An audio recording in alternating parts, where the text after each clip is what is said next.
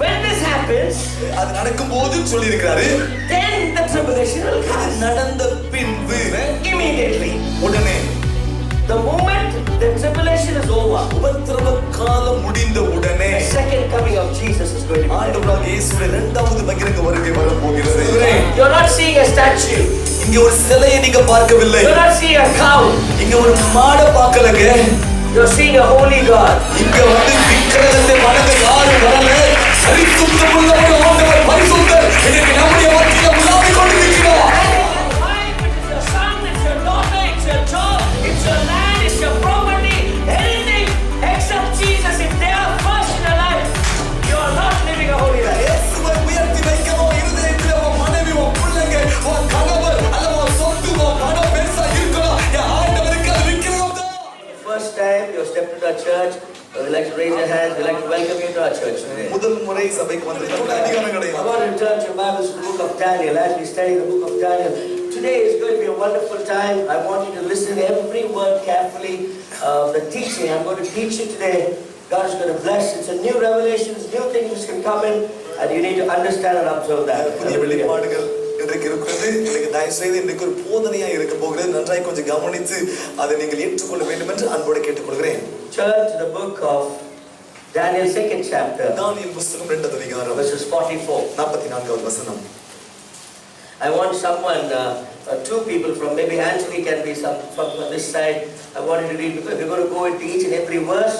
So I want you to be careful in what we read. This is a word and we have to divide it properly. And you need to pray that I don't tell anything wrong because these are the very precious words of God. ரெண்டு பேர் ஆயத்தத்தோடு கூட எல்லா வசனங்களும் இன்னைக்கு நான் படிக்க போகிறது. விலையேறப்பட்ட கர்த்தருடைய வார்த்தை.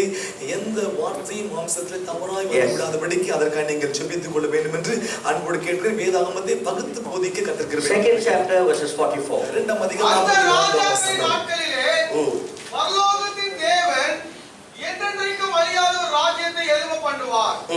அந்த ராஜ்யம் வேற ஜனத்துக்கு விடப்படுவதில்லை.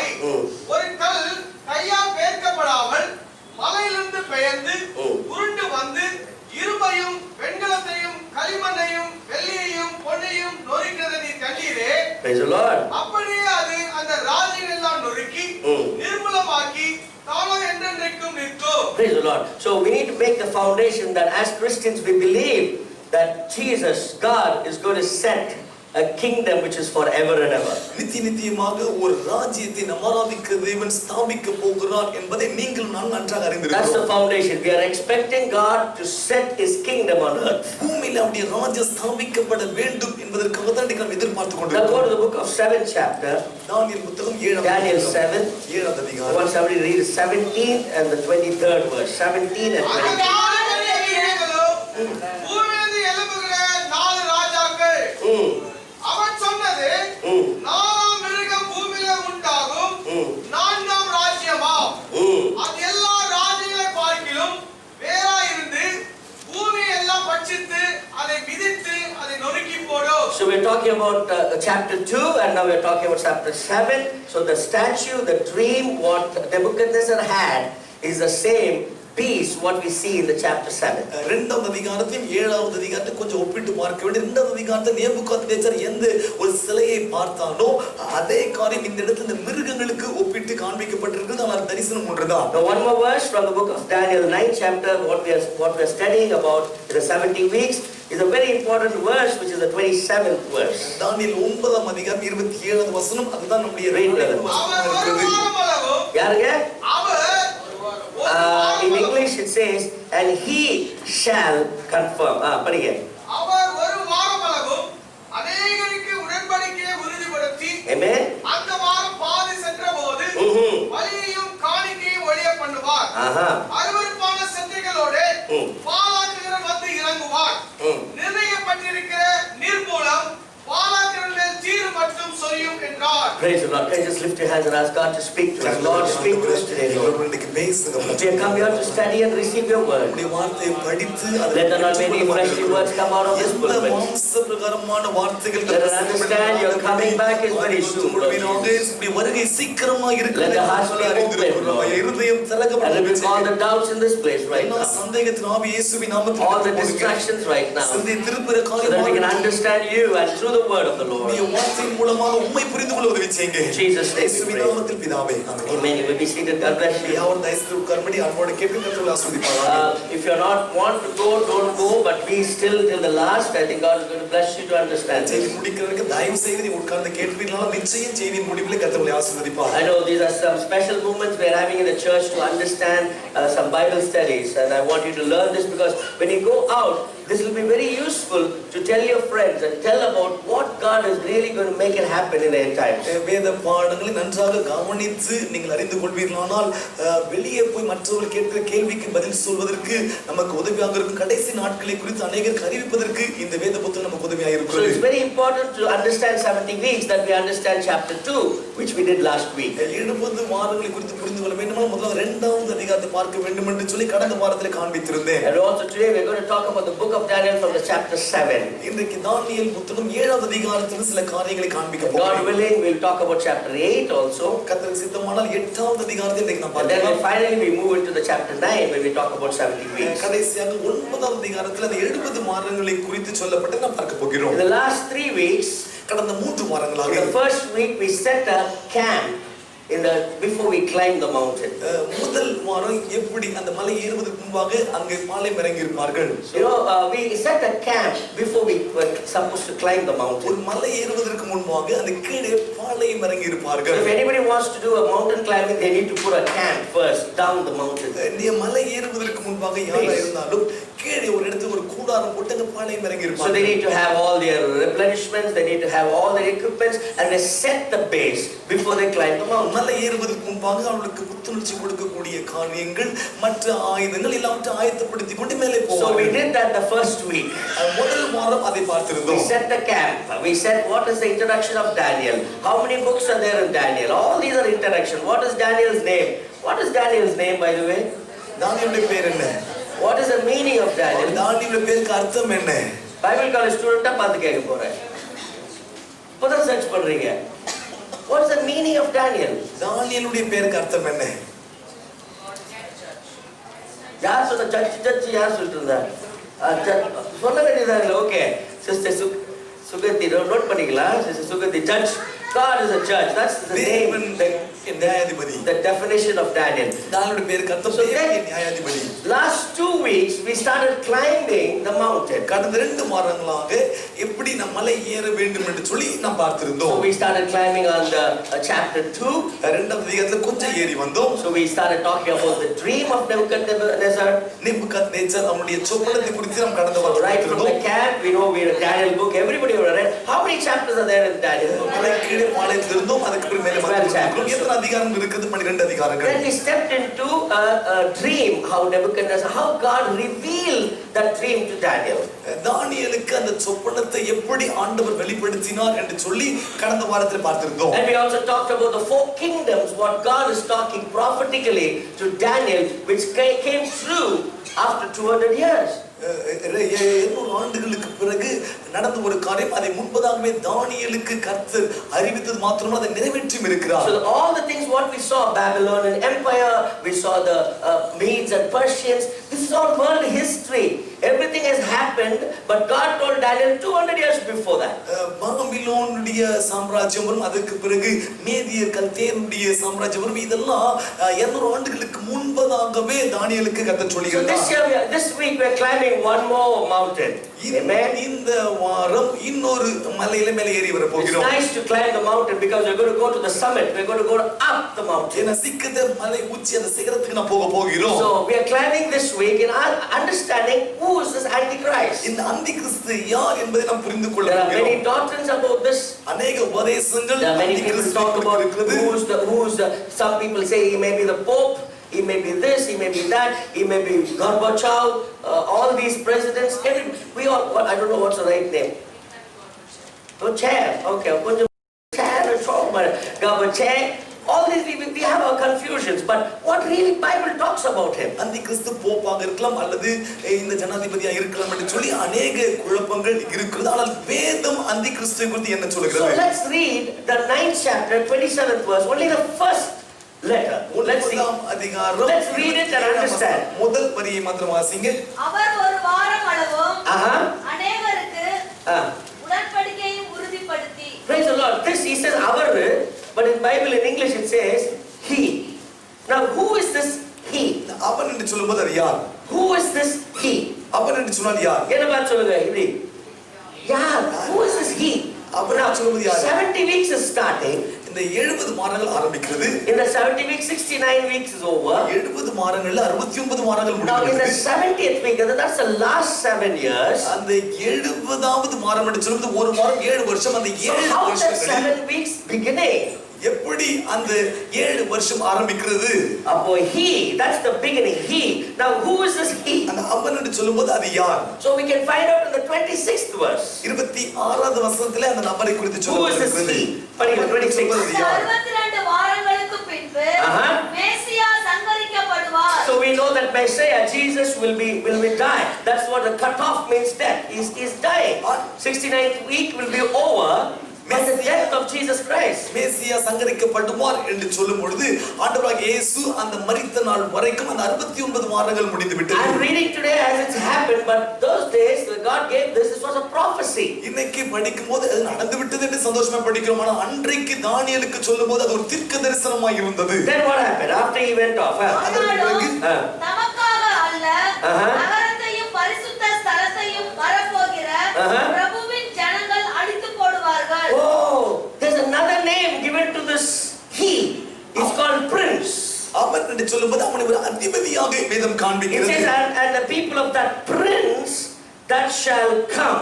Prince that shall come. வரப்போகிற பிரபுவின் அந்த சின்னங்கள் என்று சொல்லப்பட்டிருக்கிறது. So we know about there is a he. அவன் என்று And சொல்லி his title also a prince. அவனுடைய தலைப்பு அந்த பிரபுவாக இருப்பான் என்று Which சொல்லப்பட்டிருக்கிறது. means he has a hold, he has some kind of a control, he has some authority with him, and he has some control. That's why he calls his prince. அவன் ஏன் பிரபுவாக இருக்கலாம் என்று சொல்லப்பட்டிருக்கிறது? அவன் எல்லா விதமான அதிகாரத்தினுடைய கட்டுப்பாட்டுக்குள் வைத்திருக்க கூடும். Then also we learned another word even in this as a covenant. He makes a covenant. அவன் எல்லாரோடு கூட உடன்படிக்கை ஏற்படுத்துவான் என்ற ஒரு வார்த்தையும் So சொல்லப்பட்டிருக்கிறது. last week in the 11th chapter, கடந்த வாரம் 11வது அதிகாரத்துல we பார்த்தோம். saw this in the 22nd verse to the 30th verse. 22 இலிருந்து 30வது வசனம் I வரைக்கும் have பார்த்தோம். listed all these. நான் எல்லாவற்றையும் வரிசைப்படுத்தியிருக்கிறேன். The first time we read in chapter 11 is his name is called wild person. முதல்ல அது படிக்கும் பொழுது அவமதிக்கப்பட்டவனாக இருப்பான். First thing is, see, we learned about he. Who is he? He is the prince who is going to come. அவன் என்று சொல்லும்போது அவன் யார்? அவன் பிரபுவாக இருப்பான். வரப்போகிறவன் அவன்தான். Prabhu means he has some authority, he has some control. He has some authority to do something. ஏதோ ஒன்று செய்வதற்கு சகல அதிகாரத்தை உடையவனாக இருப்பான். I'm not talking stories. நான் கதை சொல்லலங்க. I'm talking what's going to happen. நடக்க போகிற சம்பவத்தை நான் So சொல்கிறேன். let the church be awake what I'm preaching today. இன்றைக்கு பிரசங்கிக்கிற வார்த்தையை சபை விழித்திருந்து கேட்கும்படி அன்போடு நான் And சொல்கிறேன். it's all over. My dad times are over. All those things are over. Now it's the time it's really happening. என்னுடைய தகப்பனார் நாட்கள் எல்லாம் முடிந்து விட்டது. இன்றைக்கு கடைசி காலத்துக்கான எல்லா அறிகுறியும் இன்றைக்கு சம்பவித்துக் So in கொண்டிருக்கிறது. the 11th chapter we saw that his name is he's a wild person. அவமதிக்கப்பட்டவனாக இருப்பான். Second, he is called the prince of the covenant. உடன்படிக்கைக்கு தலைவனாக இருப்பான். Praise God. So which means somebody is going to come and make a covenant, an agreement, a pact, or an agreement between countries, an agreement between different countries. வித்தியாசமான தேசங்களோடு கூட அல்லது தேசத்தோடு கூட ஒரு உடன்படிக்கை அல்லது ஒப்பந்தத்தை ஏற்படுத்தக்கூடியவனாக அவன் இருப்பான் என்று வேதம் So let me சொல்கிறது. give an example. If our prime minister goes to US, உதாரணமா ஒன்று சொல்றேன். நம்முடைய பிரதமர் அமெரிக்க தேசத்துக்கு he போவாரானால் goes there and signs many agreements between country to country. அங்க போகும்போது நம்முடைய பிரதமர்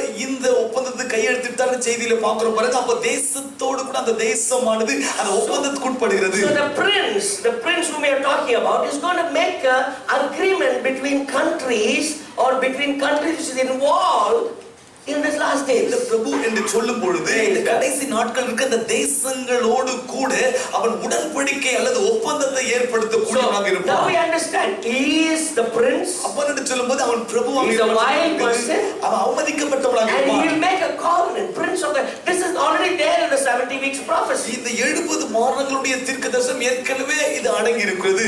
Then he makes another league made with him. It's a league. Again I'm telling you, it's a covenant agreement league made with him. உடன்படிக்கை மறுபடியும் இன்னொரு ஒப்பந்தத்தையும் அவன் ஏற்படுத்துவான். And the fourth point is he becomes strong with small people. சிறு கூட்டத்தை வைத்து அவன் பலமாய் இருப்பான் என்று Try சொல்லப்பட்டிருக்கிறது. to understand the characters, how he is going to be, how he is going to cheat us, how he is going to deceitfully make things happen in this world. அவனுடைய குணாதிசயம் எப்படி இருக்கு, எப்படி ஏமாற்றுவான், எப்படி வஞ்சித்து ஏமாற்றுவான் இந்த உலகத்தில் என்று So சொல்லப்பட்டிருக்கிறது. the fifth point is heart shall be against. After some time we saw in the 28th verse or 27th verse in 11th chapter that he goes against the holy covenant. 11வது அதிகாரம் 28வது வசனத்துல பரிசுத்த உடன்படிக்கைக்கு விரோதியாய் அவன் இருப்பான். Praise the Lord. So he goes nicely, he makes agreement, but suddenly he goes away from the holy covenant. அருமையா தான் இருப்பான், எல்லாமே சமாதானமா இருக்கும் நிச்சயமா. திடீரென்று பரிசுத்த உடன்படிக்கைக்கு விரோதியாய் இருப்பான். Now, இங்கே அப்படியே ஒரு full stop போடு. How many years he will do this? That's there written in the Daniel 9:27. எத்தனை ஆண்டுகள் இவன் இதை செய்வான்னு சொல்லி நாம் தானியேல் 9:27 வாசிக்கலாம். Can you read Daniel 9:27? தானியேல் 9:27 பைபிள் ஸ்டடின்னு சொல்லிட்டேன். அதனால இங்கே அவர் ஒரு வாரம் அளவும் ஒரு வாரம் அல்ல எத்தனை ஒரு வாரம் எத்தனைங்க 7 years. The church is understanding 7 years. சபை புரிந்து கொண்டது. Little children ஒரு வாரம் என்று சொல்லும்போது 1 week means 7 years. ஒரு வாரம் என்று சொல்லும்போது 7 ஆண்டுகள் அல்லது Okay, வருஷங்கள். start பண்ணிட்டா. அநேகருக்கு உடன்படிக்கையை உறுதிப்படுத்தி Praise the Lord. So the prince of the covenant, he making a league and becoming strong with small people. And now, உடன்படிக்கையின் அதிபதியாய் இருந்து சிறு கூட்டத்தோடு கூட அவன் இருப்பான். அந்த வாரம் பாதி சென்றபோது praise the Lord. பாதி வாரம் எவ்வளவுங்க? 7ல பாதி எவ்வளவு? Are we all agreeing? பாதி எவ்வளவுங்க? So within 3.5 years, he's going to cut the covenant. He's going to not honor the covenant or the agreement what he's made within 3.5 years. 3.5 ஆண்டுகள் வரைக்கும் தான் அப்படி இருப்பான். அதற்குள்ளாக அவன் ஏற்படுத்தின உடன்படிக்கையை அவனே மீறி நடப்பான். So 11th chapter it talks about he forsakes the holy covenant. அந்த பரிசுத்த உடன்படிக்கைக்கு விரோதியாய் இருப்பான். Praise God. Now he agrees, he makes the covenant. அவன் தான் ஏற்றுக்கொண்டு அந்த உடன்படிக்கை So ஏற்படுத்துகிறான். what is the main covenant he makes? What is the impact? What is the main reason what he's making it? முக்கியமாய் அவன் உடன்படிக்கை ஏற்படுத்துவதற்கு காரணம் என்ன? See, we read some of the words which you didn't understand. Sanctuary. அந்த பரிசுத்த ஸ்தலம்.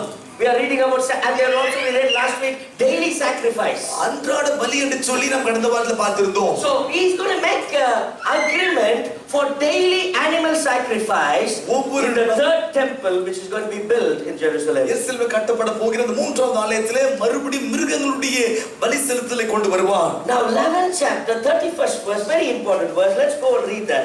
11th chapter, note பண்ணிக்கங்க. 11th chapter 11ஆம் அதிகாரம் 31வது 31st. Slow படிங்க sister. ஆனாலும் அவனிடத்தில் இருந்து புறப்பட்ட சேனைகள் எழுப்பி Now in English it says an arms shall stand on his part, which means weapons. அவனுடைய ஆயுதங்கள் அது எழுந்து அவனோடு கூட நிற்கும். See, understand this. Now he agreed for 7 years. He agreed an agreement. 7 ஆண்டுகளுக்கான ஒப்பந்தத்தை அவன் ஏற்றுக்கொண்டு அந்த ஒத்துக்கொண்டுதான் அதை But in between the 3.5 years he's stopping it. அவன் எந்த உடன்படிக்கையை 7 ஆண்டுகளுக்கு போட்டாலும் அந்த 3.5 ஆண்டுகள் அவன் நிறுத்தி விடுகிறான். And what he's doing in that 3.5 years? அந்த 3.5 ஆண்டுகள் அவன் என்ன செய்கிறான்? படிங்க. ஆனாலும் அவனிடத்தில் இருந்து புறப்பட்ட சேனைகள் எழுப்பி அரணான பரிசுத்த ஸ்தலத்தை பரிசுத்த குலைச்சலாக்கி Praise the Lord. Again it's going back to a place called sanctuary, a temple. பரிசுத்த ஸ்தலம் தேவ ஆலயத்தை குறித்து So he சொல்லப்பட்டிருக்கிறது. has arms, he has weapons, he has authority, and he's going to pollute the sanctuary of strength. ஆயுதங்கள் இருக்கிறது, அவனிடத்திலே பலம் இருக்கிறது. அதை எல்லாவற்றையும் வைத்துக் கொண்டு பரிசுத்த ஸ்தலத்தை பரிசுத்த I குலைச்சலாக்க think today if பார்க்கிறான். you understand Daniel 70 weeks. இன்றைக்குரிய செய்தி நன்றாக அறிந்து கொள்வீர்களால் அது 70 மாதங்கள் உங்களுக்கு நன்றாக புரிந்துவிடும். So he stops within 3.5 years. 3.5 ஆண்டுகள்ல தான் உடன்படிக்கையை உடைத்து What is விடுகிறான். his main reason? முக்கிய காரணம் என்ன? He takes his arms, he takes his weapons, he takes all his authority, தன்னுடைய பலத்தையும் தன்னுடைய ஆயுதங்களையும் அதிகாரத்தையும் பயன்படுத்தி and he pollutes the sanctuary of the strength, which is the temple. அந்த தேவ ஆலயத்தினுடைய அந்த பரிசுத்த குலைச்சலாக்குகிறான். அடுத்தது, அன்றாட வழியை நீக்கி now number two, what he is doing? இரண்டாவது என்ன செய்கிறான்? Look at this, how it is falling in place. எப்படி அந்த இடத்துல நடக்குது பாருங்க. He takes away the sacrifice. அந்த அன்றாட பலியை அவன் எடுத்து விடுகிறான். So which means என்ன அர்த்தம்னா? 3.5 years there was a daily sacrifice in the temple. 3.5 ஆண்டுகளாக அந்த ஆலயத்திலே அன்றாட பலி இருந்திருக்கிறது. Some of them thought, no, it's a daily sacrifice, what we make, prayers, what we make.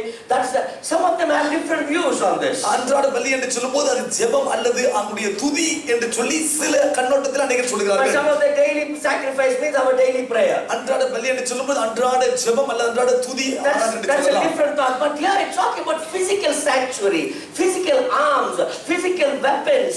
These are the things which is talking about in the Daniel 11 பரிசுத்த chapter. ஸ்தலம் நேரடியாக காணப்படுகிறது அந்த இடத்துல. அந்த இடத்துல அன்றாட பலி செலுத்தப்படுகிறது. அவன் தன்னுடைய பலத்தினால அதை மறுபடியும் நிறுத்துகிறான்னு Number 3, சொல்றாங்க. என்ன பண்றாங்க பாருங்க. பாலாகும் அருவருப்பை அங்கே வைப்பார்கள். Praise the Lord. அது இங்கிலீஷ்ல படிங்க sister. Sathya. And they should place the abomination that maketh desolate. Praise the Lord. And they shall Place the place. place. Please understand the word. They shall place. Place என்ன அர்த்தங்க? தூக்கி எங்க போய் வைக்கிறது. What did Jesus tell?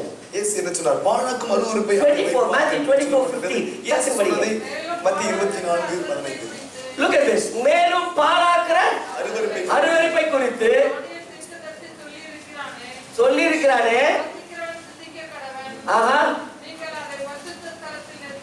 No. இங்க என்ன பார்த்தீங்க?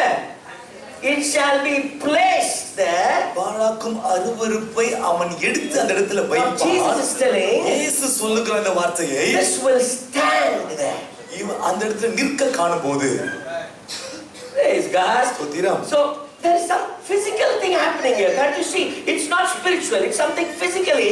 Somebody is lifting something and placing in the sanctuary, and Jesus says that thing will stand there. யாரோ ஒரு சிலர் ஒரு காரியத்தை எடுத்து வைக்கிறார்கள். ஆண்டவர் சொல்ல அதை நிற்க காணும்போது When ye therefore shall see the abomination of desolation spoken of by Daniel, stand in the holy place. stand in the holy place. பரிசுத்த ஸ்தலத்தில் அதை நிற்க காணும்போது Here in Daniel prophecy it says it shall be placed in the holy place. பாழாக்குகிற அருவருப்பை பரிசுத்த ஸ்தலத்தில் எடுத்து வைப்பார்கள் என்று So there சொல்லப்பட்டிருக்கிறது. is something physical happening here, something that the Antichrist is making it. First he's taking the arms, second he's polluting the sanctuary, third he's taking away the daily sacrifice, fourth is placing something in the தன்னுடைய sanctuary. பலத்தை பயன்படுத்தி அந்த பரிசுத்த ஸ்தலத்தை பரிசுத்த குலைச்சல் ஆக்குவது மாத்திரமல்ல, சில காரியங்களை கொண்டு வந்து அவன் வைத்தது இன்றைக்கு எழுந்து நிற்கிறது. இயேசு சொல்லுகிறார். So I'm not telling, the Bible says, Jesus says it will stand.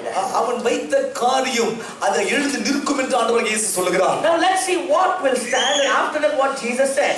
எது நிற்கும் என்று ஆண்டவர் இயேசு சொன்ன காரியத்தை இன்னைக்கு நாம் பார்க்கலாம். After the 15th verse, 15ஆம் வசனத்துக்கு பிறகு where is that? 21st verse. 21வது வசனம் அதே அதிகாரம். ஏனெனில் Ah.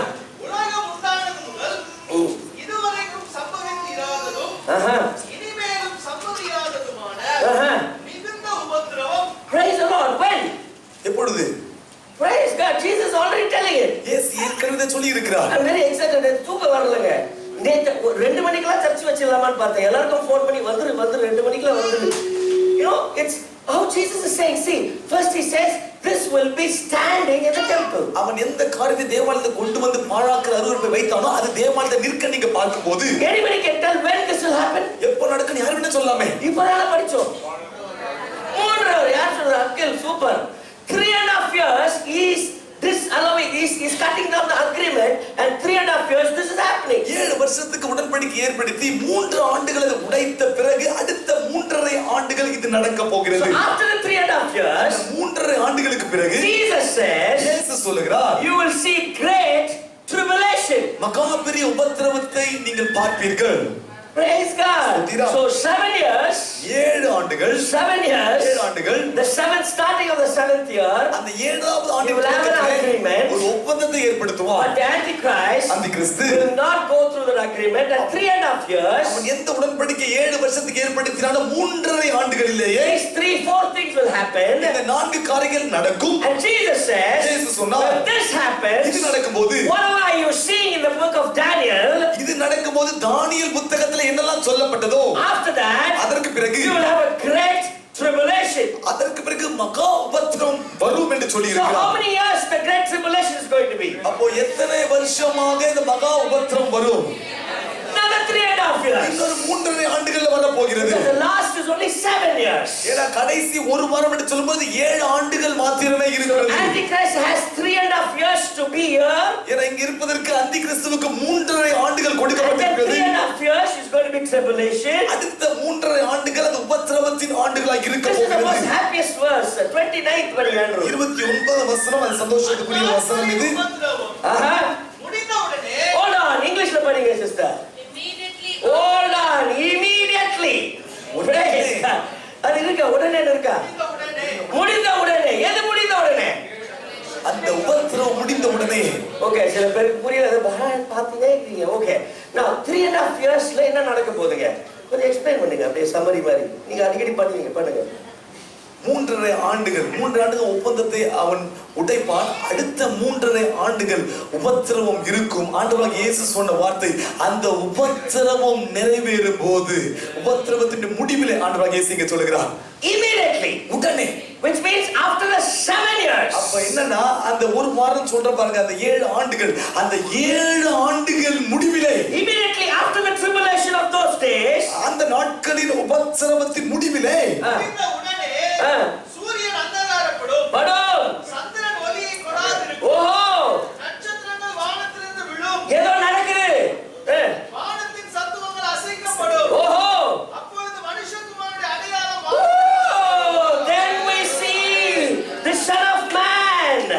இந்த 3 ஆண்டுகள் முடிவிலே ஆண்டவருடைய மகிமையை மனுஷகுமாரன் மேகத்தில் வருவதை பார்க்க போகிறீர்கள். He's not going to come during the Antichrist regime. He's going to come after the tribulation immediately. அந்தி கிறிஸ்துவின் ஆளுகையின் போது வரமாட்டார். அந்த உபத்திரவ காலம் முடிந்த உடனே ஆண்டவர் வருவதை பார்க்க போகிறார்கள். I want you to cover 3 words in this. இதிலே 3 வார்த்தைகளை முக்கியப்படுத்த In விரும்புகிறேன். Matthew 24, மத்தேயு 24 15, 15 make this when. எழுதி கொள்ளுங்க. எப்பொழுது சொல்லப்பட்டிருக்கிறது. எப்போது சொல்லுது? எப்பொழுது? When you therefore shall see the abomination of desolation. இந்த பாழாக்கும் அருவருப்பை குறித்து நீங்க பார்க்கும்போது, When? என்ன பார்த்து சொல்லுங்க. When? பார்க்கும்போது, When you see this, இத பார்க்கும்போது, you see something happening. இது ஏதோ ஒன்று நடக்கிறது நீங்கள் பார்க்கும்போது, அது 3.5 yearsல நடக்குது. We know that. அது 3.5 ஆண்டுகள்ல Then சம்பவிக்கும். in the 21st verse, 21வது it வசனத்தில் says then. இதற்கு பின்பு. ஓகேங்களா? So it's very easy. When this happens, அது நடக்கும்போது சொல்லி இருக்கிறாரு. then the tribulation will இது come. நடந்த பின்பு ஓகேங்களா? So when, அது நடக்கும்போது, then, இதற்கு பிறகு, and then in the 24th verse, like but immediately எப்போ வருது? 29th verse, 29வது வசனத்திலே immediately. உடனே. The moment the tribulation is over, உபத்திரவ காலம் முடிந்த உடனே the second coming of Jesus is going to be there. ஆண்டவராகிய இயேசுவுடைய இரண்டாவது பகிரங்க வருகை வரப்போகிறது. Wow, praise Hallelujah. Hallelujah. Hallelujah. But I'm not going to be there in the 7 years. அந்த 7 ஆண்டுகள்ல நீங்கள் நான் உபத்திரவ காலத்தில் இருக்க போவது கிடையாது. I am not going to be there. சொல்லுங்க, நான் இருக்க மாட்டேன் அந்த உபத்திரவ காலத்தில். They say I am not going to be வாயை there. விரிவா திறந்து சொல்லுங்க, அந்த 7 வருஷம் அந்தி கிறிஸ்துவின் ஆளுகையின் போது நீங்கள் நான் இருக்க மாட்டோம். You know when that will begin? எப்ப ஆரம்பிக்கும் தெரியுமா? When the rapture happens. இது எப்ப ஆரம்பிக்கணும்? அதற்கு முன்னாடி கர்த்தர் மனவாட்டியை எடுத்துக்கொண்டு போன பிறகுதான் 7 வருஷம் உபத்திரவம் நடக்கும். I'm not bothered about this 3.5 years. சொல்லுங்க, 3.5 ஆண்டுகள் ஏற்படுத்த உபத்திரவத்தை பத்தி எனக்கு கவலை இல்லை. You know why God says the saints of God will come back with Jesus to judge the people. In that group I should be there. Hallelujah. இந்த 7 வருஷம் உபத்திரவம் நான் இருக்க மாட்டேன். என் ஆண்டவர் சபை எடுத்துக்கொள்ளும் போது அதனோடு கூட போவேன். ஆனா மறுபடியும் பகிரங்க வருகையில வரும்போது தன்னுடைய பரிசுத்தவான்களோடு கூட ராஜா வரும்போது அவரோடு கூட வந்து ஆளுகை செய்வதற்கு ஆண்டவர் அழைத்து கொண்டு வர That's why போகிறார். we are preparing ourselves. ஆகவே தான் இந்த நாட்களிலே மனவாட்டியை நம்ம ஆயத்தப்படுத்திக் Please கொண்டிருக்கிறோம். understand, young people, we are not preparing you for 7 years. 7 வருஷம் உபத்திரவ காலத்தில் இருப்பதற்காக உங்களை ஆயத்தப்படுத்த நான் சொல்லிக் கொண்டிருக்கவில்லை. Praise the Lord. You may be go through the tribulation. You will suffer for the name. I don't want you to be in that. நாட்கள் அந்த உபத்திரவ நாட்கள் ஆண்டவருக்காக நிக்கணும். அதுல நிக்க வைக்கிறதுக்காக இன்னைக்கு பிரசங்கம் I பண்ணல. don't want to be in the second coming. I want to be in the rapture. இரண்டாவது பகிரங்க வருகையில Second சபை coming is not for me. இரண்டாவது பகிரங்க வருகை எனக்கா கிடையாதுங்க. அதற்கு முன்பாக சபைக்காக ரகசியமாக அப்பா வர போகிறார். அந்த வருகையில நீங்க இருக்க போகிறோம். Because we are learning it now. ஏன்னா இன்றைக்கு அந்த காரியத்தை கற்றுக்கொள்ளுங்க. இதெல்லாமும் இப்ப கத்துக்கிட்டு திருப்பி போய் பாவம் செய்யணும்னு வச்சுங்க. You will be in the tribulation. You will be there. மறுபடியும் பழைய காரியத்தை செய்து மறுபடியும் பழைய பாவங்களை செய்து கொண்டிருப்போமானால் அந்த 7 வருஷம் உபத்திரவ காலத்தை இருக்க வேண்டியது இருக்கும். And after that God is going to have a kingdom forever and ever. அதற்கு பிறகு நித்தியமாக ஒரு ராஜ்யத்தை கர்த்தர் பூமியிலே ஸ்தாபிக்க So I போகிறார். want one person to read this, the first verse in chapter 7. 7ஆம் அதிகாரம் முதல் வசனம். Let's go.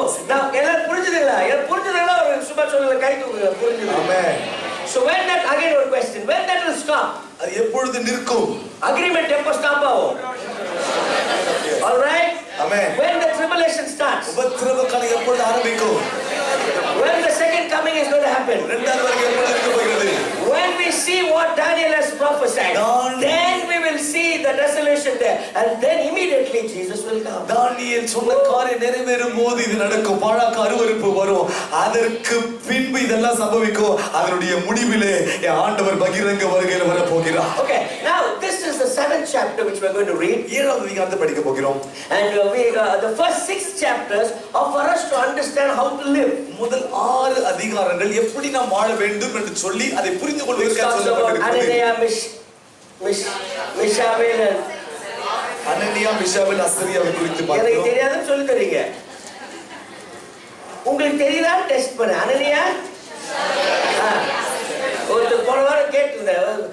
எம்ல வரும். அது 2வது பேரு எம்ல வரும். எனக்கு சண்டே கிளாஸ்ல சொல்லி கொடுத்துக்கிறாங்க. அது எம்ல வரும். ஓகே, அனனியா பாபிலோனியன் நேம் சொல்லுங்க பார்க்கலாம். ஷாdrach சொல்லுவோம். ஷாdrach, Meshach, Abednego. Okay, so these are the things which we learned in the first 6 chapters. முதல் 6 அதிகாரங்களில் நம்முடைய வாழ்க்கைக்கான காரியங்களை கற்றுக்கொள்கிறோம். We learned about Nebuchadnezzar's dream. We learned how Daniel was put in the den. நேபுகாத்நேச்சருடைய கனவுகள் எப்படி தானியேலை சிங்கங்களின் கெபியிலே போட்டார்கள் என்பதை நாம் But பார்த்தோம். suddenly we are climbing the mountain. திடீரென்று மலை ஏறி கொஞ்சம் வந்துட்டோம். கொஞ்சம் மூச்சு வாங்கும். தூக்கமா வரும். அதுதான் ஏறும்போது அப்படி பார்த்து ஏறணும். அப்படியே கொஞ்சம் முக்கி ஏறணும். When we climb, we will learn something new. சொல்ல கொஞ்சம் கடினமா இருக்கும். கொஞ்சம் மேலே ஏற புதிய காரியங்களை கற்றுக்கொள்வோம். Amen. Beast, இப்படியா எல்லாமே அழகா சொல்லியிருக்கிற ஆண்டவர். When you start learning, it's so nice. அப்படியே அந்த வார்த்தை கட்சி துருளாம இருக்கும். So everything is so correctly done. எல்லாமே சரியாக தெளிவாக ஆண்டவரால் அருளப்பட்ட இந்த வேதமானது. We are not understanding it. We are not reading it, but everything is perfect. நாம் படித்து புரிந்து கொள்ள முடியாமல் இருக்கான ஆண்டவருடைய பார்வையில் எல்லாமே பூர்ணமுள்ளதாக இருக்கிறது. So this is happening. Daniel is almost 60 years. தானியேலுக்கு 60 வயதா இருந்திருக்கும் என்று சொல்கிறார்கள். Around 60 years when this happened. That's chapter 7 happened. இந்த 7வது அதிகாரம் நடக்கும்போது அல்லது சம்பவிக்கும் போது அவனுக்கு 60 வயதா இருந்திருக்கும் என்று சொல்கிறார்கள். பாபிலோனின் ராஜாவாகிய பெல்ஷாத்சாரின் முதலாம் வருஷத்திலே தானியேல் ஒரு சொப்பனத்தையும் தன் படுக்கையின் மேல் தன் தலையில் தோன்றின தரிசனங்களையும் கண்டான். பின்பு அவன் அந்த சொப்பனத்தை எழுதினான். Praise the Lord. I'm giving you a tip. My daddy used to always say that if you have a vision, if you have a prophecy, write it down. தரிசனத்தை கர்த்தர் கொடுத்தால் தீர்க்க தரிசன வார்த்தைகளை கர்த்தர் கொடுத்து எழுதி வைங்க. Some of you have that gift in this church. இந்த சபையில ஒரு சிலருக்கு அந்த வரத்தை கொடுத்திருக்கிறார். You come and discuss with me. Some of you come and discuss with my wife. ஒரு சிலர் என்கிட்டயே மனைவி கிட்டே வந்து நீங்க பேசுறீங்க. But I would advise you. I will prayerfully advise you.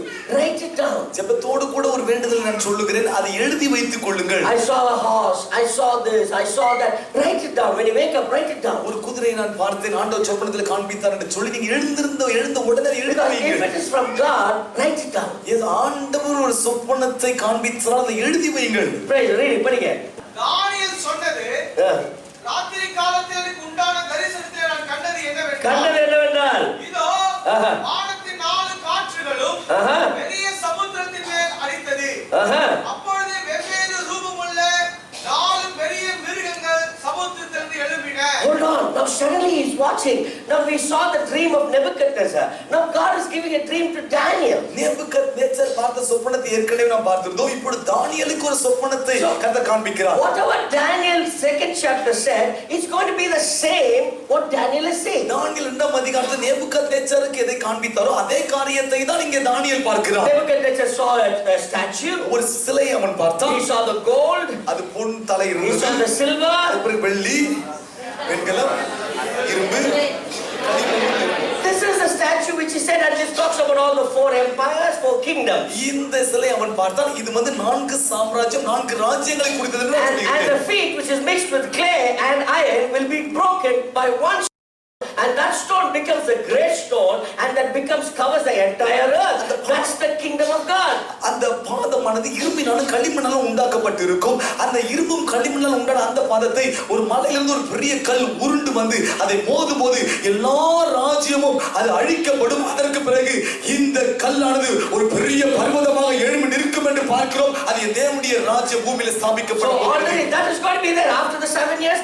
When Jesus comes, it's going to be there. That's the everlasting kingdom. அந்த 7 வருஷத்தினுடைய முடிவிலே நித்திய ராஜ்யமே ஆண்டவராக இயேசு இந்த பூமியிலே ஸ்தாபிக்கப்படுவதை குறித்து I சொல்லப்பட்டிருக்கிறது. know I am preaching this in the church. I want to make it very simple for you. இது எளிமையா உங்களுக்கு நான் சொல்ல விரும்புகிறேன் சபையாருக்கு. Very simple. beast எல்லாம் பார்த்தலாம் பயந்துறாதீங்க. நம்மள வெட்டிக்கிட்டு சாப்பிடுவோம் இது நம்ம அந்த மாதிரி ஆள் நம்ம. Don't worry. Just see this. First thing what he saying. Brother படிங்க. முதலாவது பார்க்கிறது என்ன? முந்தினது சிங்கத்தை போல இருந்தது. Praise God. அதற்கு கழுகின் சட்டைகள் உண்டாயிருந்தது. Praise God. பார்த்து கொண்டிருக்கையில் அதன் இறகுகள் பிடுங்கப்பட்டது.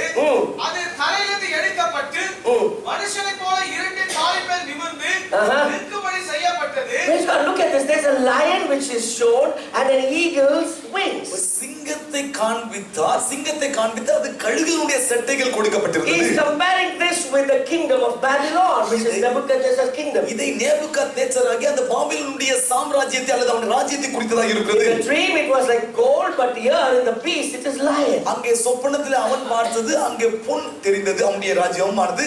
இதிலே இங்க சிங்கத்தை காண்பிக்கிறார். And the wings were plucked.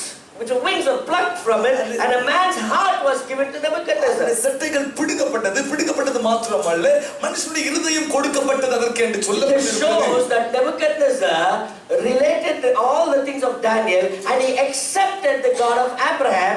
This shows his humiliation. இந்த இடத்திலே தானியேல் சொன்ன காரியத்தையும் அவன் பார்த்த சொப்பனத்தையும் அவன் ஏற்றுக்கொண்டான். அப்படி பார்க்கும்போது அவனுடைய தாழ்மையை அது வெளிப்படுத்துகிறது. He became like he was sent into the forest and he became like an animal, and that's a humiliation. That's what it shows about the lion and the wings. கர்த்தர் அவனை தாழ்த்தி ஒரு மிருகத்தை போல அவன் புல்லை தின்னும்படியாக கர்த்தர் செய்ய போகிறார். அந்த காரியமானது முன்பாகவே அறிவிக்கப்பட்டிருக்கிறது. This is compared to the gold kingdom with the lion. அது பொன்னாலான அந்த ராஜ்யம் என்று அவன் பார்த்தா பாருங்க, அது இந்த சிங்கத்துக்கு ஒப்பிட்டு இந்த இடத்தில் சொல்லப்பட்டிருக்கிறது. 5th verse. 5ஆம் வசனம். பின்பு கரடிக்கு ஒப்பாகிய வேறே 2ஆம் மிருகத்தை கண்டேன். Praise the Lord. Now there's a bear. எல்லாம் ஜாலியா மிருகம் மாதிரி இருக்குது, சூ மாதிரி இருக்குது. There's a lion and there's a bear. முதல்ல சிங்கம், அதுக்கு பிறகு கரடி என்று சொல்லப்பட்டிருக்கிறது. சரிங்க brother. அது ஒரு பக்கமாய் சாய்ந்து நின்று ஒரு பக்கமாய் See when you read it, it like ஒரு பக்கமா கோணை இருக்குது. ஒரு பக்கமா சாதி no. There's something in it. படிங்க. ஒரு பக்கமா சொல்லும்போது ஒரு அர்த்தம் இருக்கிறது. வாயின் பற்களுக்குள்ளே 3 விலா எலும்புகளை கவி கொண்டிருந்தது. Praise God. அடுத்து அரைஸ் எலும்பில் வெகு மாம்சம் தின்னென்று அதற்கு சொல்லப்பட்டது. So this is compared to the second kingdom of Medes and Persians. அந்த மேதியர்களும் பெர்சியர்களும் அவர்களுடைய அந்த ராஜ்யத்தை குறிக்கிறது. What happened? There were 2 kingdoms. There were 2 Medes and Persian kingdoms. There were 2 of them. Empires. When they had this silver, what was there? 2 hands. வெள்ளி இருக்கும்போது 2 கரங்கள் இருக்கிறது. 2. It was 2 hands. 2 garam. One was Medes, one was Persian. ஒன்னு மேதியர், இன்னொன்னு பெர்சியர். So the gold and the silver had 2 hands. பொன், அதுக்கு பிறகு வெள்ளி 2 கரங்களை கொண்டது. Here it says, இந்த இடத்துல it says, and it had a bear and it raised itself up on one side. அது ஒரு பக்கமாய் சாய்ந்து, Which means it had 2 sides. அப்பனா 2 பக்கம் இருந்திருக்கிறது. Praise the Lord. அதுக்கு இதுக்கு எவ்வளவு அழகா கம்பேர் பண்ற பாருங்க. The silver had 2 hands. அந்த வெள்ளிக்கு 2 கரங்கள் இருந்தது. The bear has got 2 kingdoms. இங்க கரடி என்று சொல்லும்போது ரெண்டு ராஜ்யம் அல்ல ரெண்டு சாம்ராஜ்யம். One is raised because Persians were more than the Median. ஏன்னா மேதியர்களை விட இந்த பெர்சியர்கள் உயர்ந்திருந்தார்கள். Praise the Lord. That's why Abraham had two sides. One side was larger, or strength was there in one side. அங்க ஒரு பக்கம் பலம் இருந்து ஒரு பக்கம் உயர்ந்ததா இருந்தது. இவ்வளவு புரிஞ்சுதுங்களா? இப்பதான் கொட்டாய் வர ஆரம்பிக்குது சில பேரு. இயேசுநாதர் பத்தி சொல்லும்போதெல்லாம் நல்லா இருந்தது. ட்ரிபுலேஷன் இதெல்லாம் இது என்ன பீஸ்ட் கதை சொல்றீங்களே. Amen. Lion is compared to gold. இந்த சிங்கம் என்று சொல்லும் பொழுது அவன் பார்த்த சிலை அந்த தலை And the bear ராஜ்யம் is compared to the Medes and Persians. கரடி என்று சொல்லும்போது மேதியர்கள் பெர்சியர்கள் அவர்களுடைய அந்த சாம்ராஜ்யம். But it also gives us 3 ribs.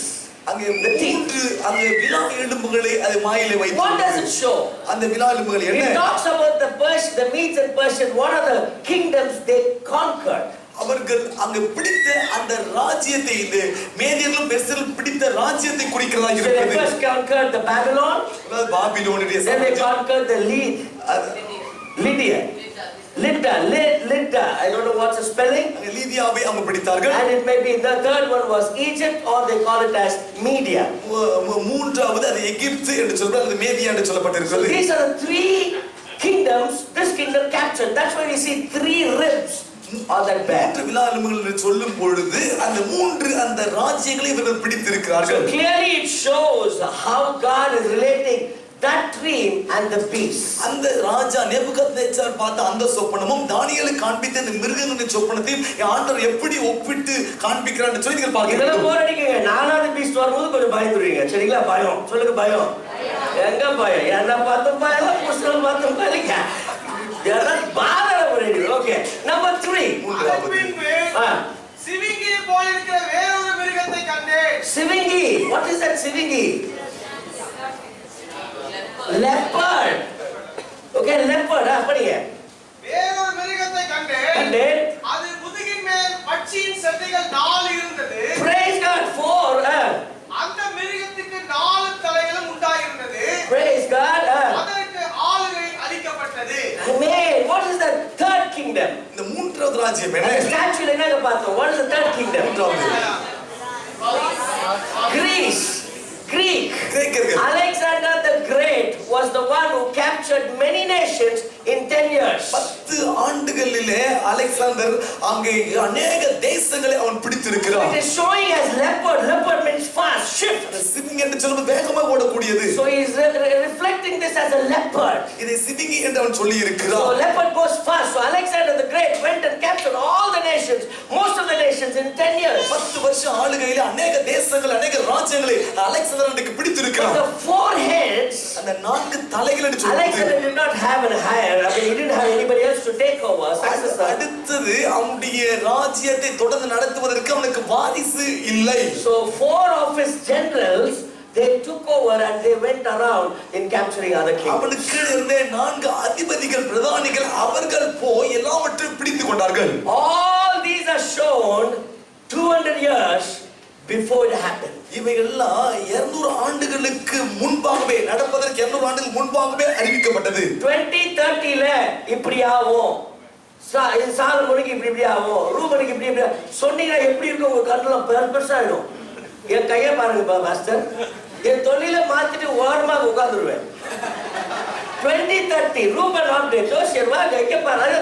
But God is telling Daniel 200 years before and all these things happened. மனுஷன் சொல்ல முடியாத ஒரு காரியங்களை 200 வருஷத்துக்கு முன்பாக தானியேலுக்கு அறிவித்த ஒரு உன்னதமான தேவனை நீங்கள் ஆராதிக்கிறோம். That's why I said this is the only book which talks about the past, it talks about the present, and it talks about the future. இந்த ஒரு புத்தகத்தான உலகத்துல எத்தனை ஆயிரம் புக்க படிச்சாலும் இந்த வேத மாத்திரமே கடந்த காலத்தை பத்தி உங்களுக்கு சொல்லுவோம். நிகழ்காலத்தை சொல்ல நாளைக்கு ஆண்டவர் செய்ய போகிறது. All other books will tell you how to lead life, how to be successful, but my Bible says about how they were living, how you should live, and what is going to happen in the future. எப்படி வாழ வேண்டும், எப்படி வெற்றியை வாழ வேண்டும் என்று அநேக புத்தகங்கள் உலகத்தில் சொல்லும். ஆனா நம்முடைய கையில கொடுத்ததான இந்த வேத புத்தகம் மாத்திரம் எப்படி வாழ்ந்தார்கள், இன்னைக்கு எப்படி வாழ வேண்டும், நாளைக்கு எப்படி வாழ போகிறோம் என்று காண்பிக்கிற புத்தகம். This seems same like second chapter. Now let's go to the 4th beast, very interesting beast. சுவாரஸ்யமான ஒன்று இது. 4வது மிருகம் என்னவென்று பார்க்கலாம். அதற்கு பின்பு நான் தரிசனங்களில் 4ஆம் மிருகத்தை கண்டேன். Amen. அது கெடியும் பயங்கரமும் மகா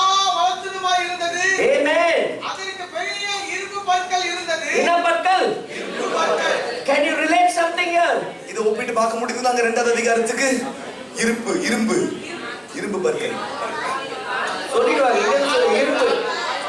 இரும்பு கால்கள் இருந்தது. That was the kingdom of Romans. அதுதான் ரோம சாம்ராஜ்யம். So now the beast is compared with the iron teeth. Iron. இந்த பயங்கரமா இருக்கிற இந்த மிருகத்தை அங்க இரும்பு பற்கள் என்று சொல்றாங்க. இரும்பால் உண்டான பற்கள். Gold, silver, brass, வெள்ளி, வெண்கலம், இப்ப இரும்பு.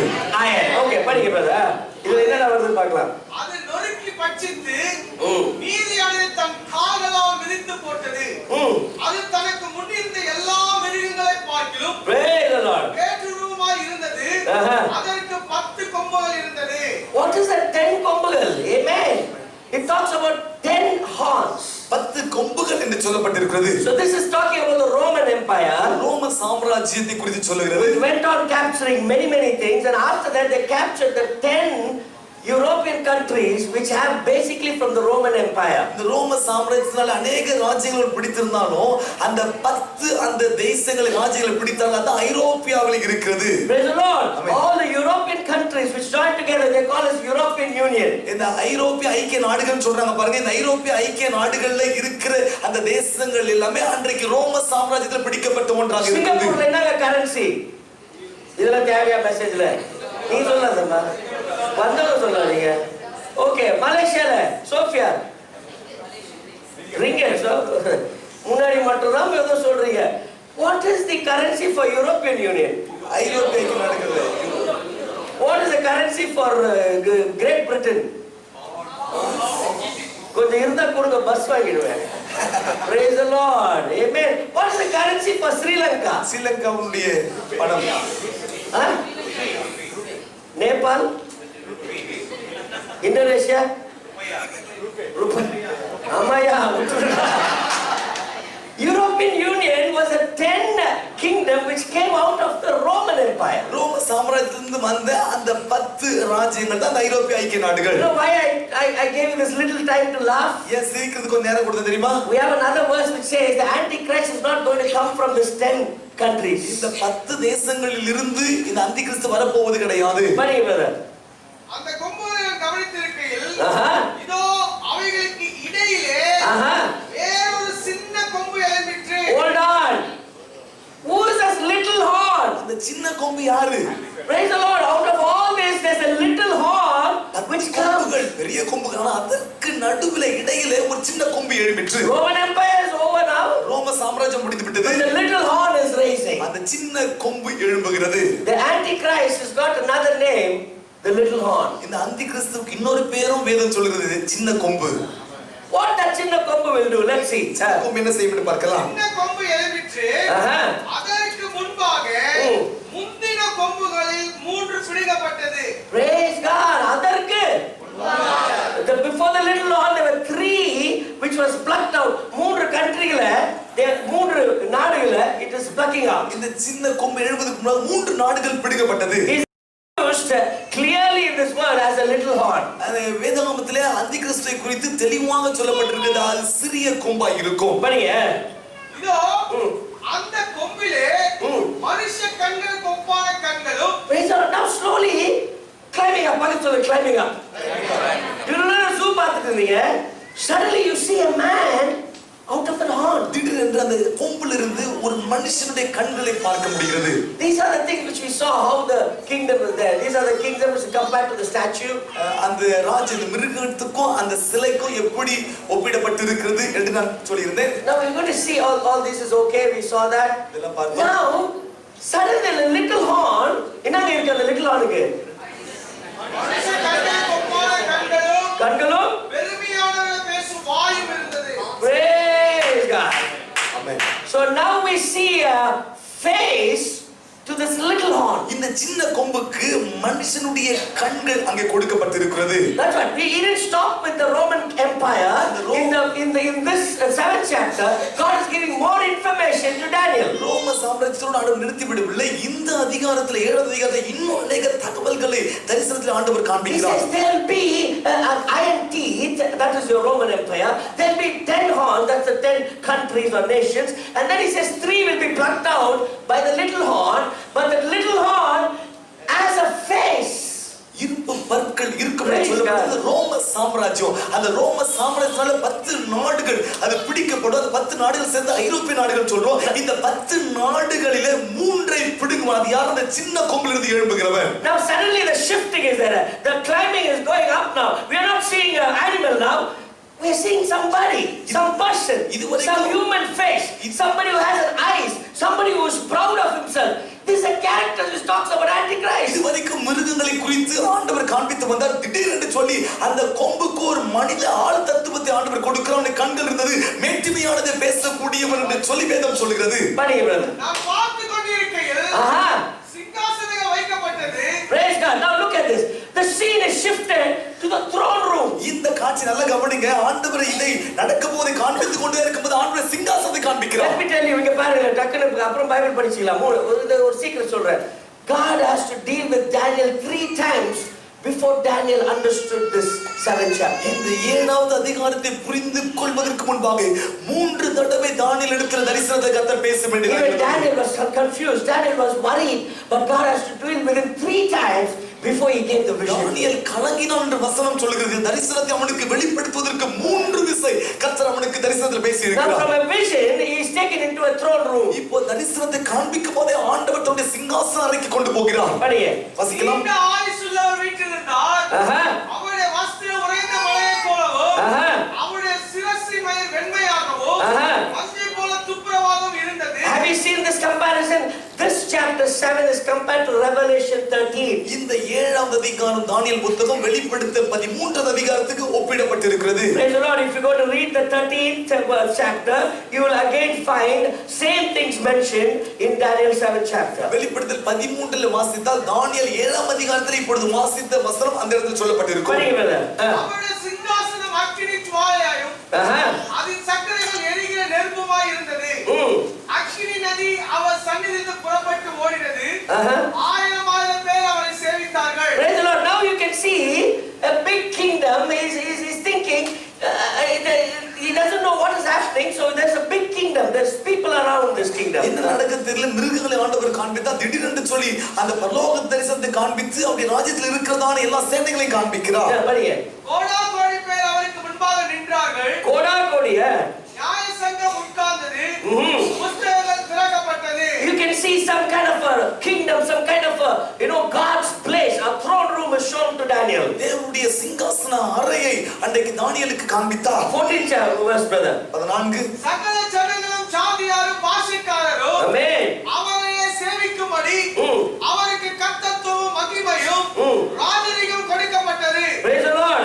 கர்த்தத்துவம் நீங்காத நித்திய கர்த்தத்துவமும் அவருடைய ராஜ்யம் அழியாததுமாய் இருக்கும். Praise the Lord. When Daniel saw all these visions, he sees the beast. எப்ப பாருங்க, நான் முடிச்ச பிறகு உங்க கண்ணுல ஒரு மாதிரி இருக்குது. அப்ப how it will be when Daniel saw the real vision of all these. இந்த மிருகங்களை குறித்து நான் சொல்லும் பொழுது நீங்க கொஞ்சம் ஆச்சரியமா பாக்குறீங்க.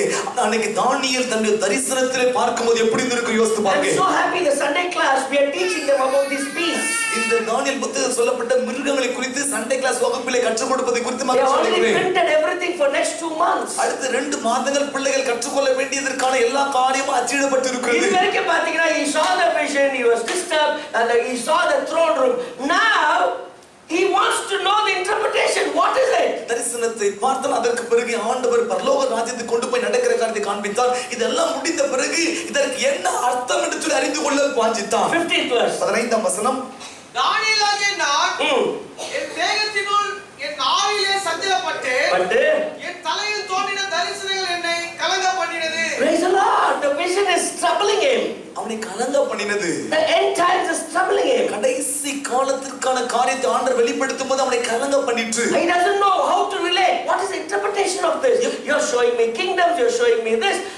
Because 200 years before he doesn't know all this. 200 வருஷங்களுக்கு முன்பு ஆண்டவர் காண்பித்தார். என்னப்பா இந்த மிருகத்தை காண்பிக்கிறீங்க, உங்களுடைய பரலோகத்தினுடைய மகிமையை காண்பிக்கிறீங்க, இதனுடைய விளக்கம் தான் என்னவென்று சொல்லி அவன் யோசித்து So he's asking one of the angels there. படிங்க 16. தூதனை பார்த்து கேட்டான்.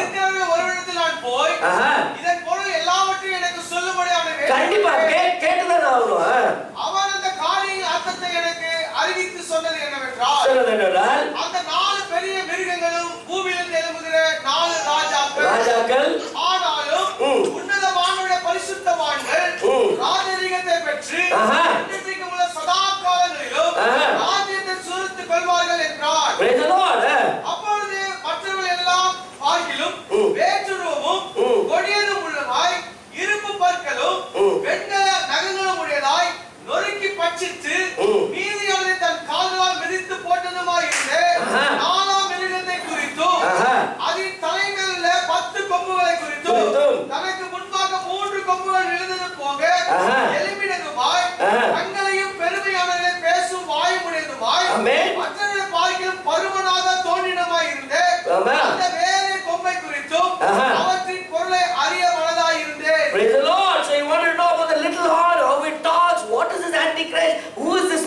அந்த சின்ன கொம்பு யார் இந்த நபர் எப்படிப்பட்டவனா வருமான் என்று சொல்லி அறிந்து கொள்ள அவன் வாஞ்சி Now, இருக்கிறான். this is very disturbing. The 21st verse is very disturbing. 21வது வசனம் நம்மை கலங்க பண்ணுகிறது. படிங்க. நீண்ட ஆயுசுள்ளவர் வருமத்தாகவும் நியாய விசாரிப்பு உன்னதமானவருடைய பரிசுத்தவான்களுக்கு கொடுக்கப்பட்டு பரிசுத்தவான்கள் ராஜ்யத்தை சுதந்திரித்துக் கொள்ளும் காலம் வருமட்டாகவும் இந்த கொம்பு பரிசுத்தவான்களோட யுத்தம் பண்ணி. Praise the Lord. This horn இந்த சின்ன கொம்பு will make war with the saints of God. பரிசுத்தவான்களோடு கூட யுத்தம் பண்ணும். Praise the Lord. So this will make problems. This will create problems பிரச்சனைகளை கொண்டு ஒரு பிரச்சனைகளை for the saints of God. கர்த்தருடைய பரிசுத்தவான்களுக்கு Those who are விரோதமாக believing in Jesus, இயேசுவை நம்புகிறவர்களே there will be trouble. உபத்திரவங்கள் வரும். What kind of trouble? படிங்க. எப்படிப்பட்ட உபத்திரவங்கள் வரும்? யுத்தம் பண்ணி அவர்களை மேற்கொண்டது என்று கண்டு அவன் சொன்னது, நாலாம் மிருகம் பூமியிலே உண்டாகும் நான்காம் ராஜ்யமா. Amen. அது எல்லா ராஜ்யங்களை பார்க்கிலும் வேறா இருந்து பூமியை எல்லாம் பட்சித்து அதை மிதித்து அதை நொறுக்கி போடும். Now 24th verse. கொஞ்சம் நிதானமா படிங்க. இதெல்லாம் வந்து ஓகே, இதெல்லாம் okay. 24th verse. Let's read very slowly. படிங்க.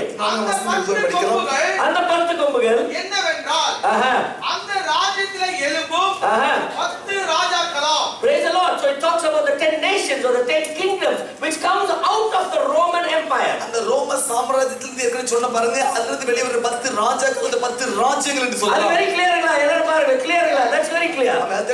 Now read the next verse. தொடர்ந்து வாசிங்க. அவர்களுக்கு பின்பு வேறொருவன் எழும்புவான். Amen. அவர்களுக்கு பிறகு another.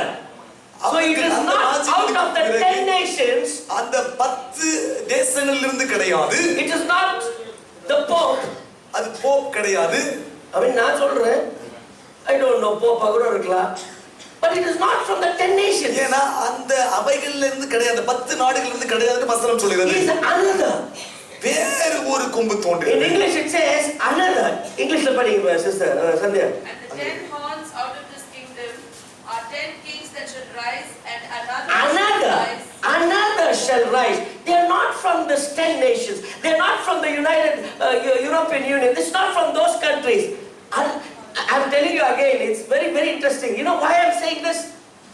This person should know about daily sacrifice. இந்த வேறு ஒருவன் அங்க எழும்பான்னு சொல்லப்பட்டது என்னவென்றால் ஐரோப்பிய ஐக்கிய நாடுகள் இருக்கிறது கிடையாது. இந்த வேறொருவன் சொல்லும்போது அவன் எழும்புகிற எப்படிப்பட்டவனா இருப்பான் தெரியுமா?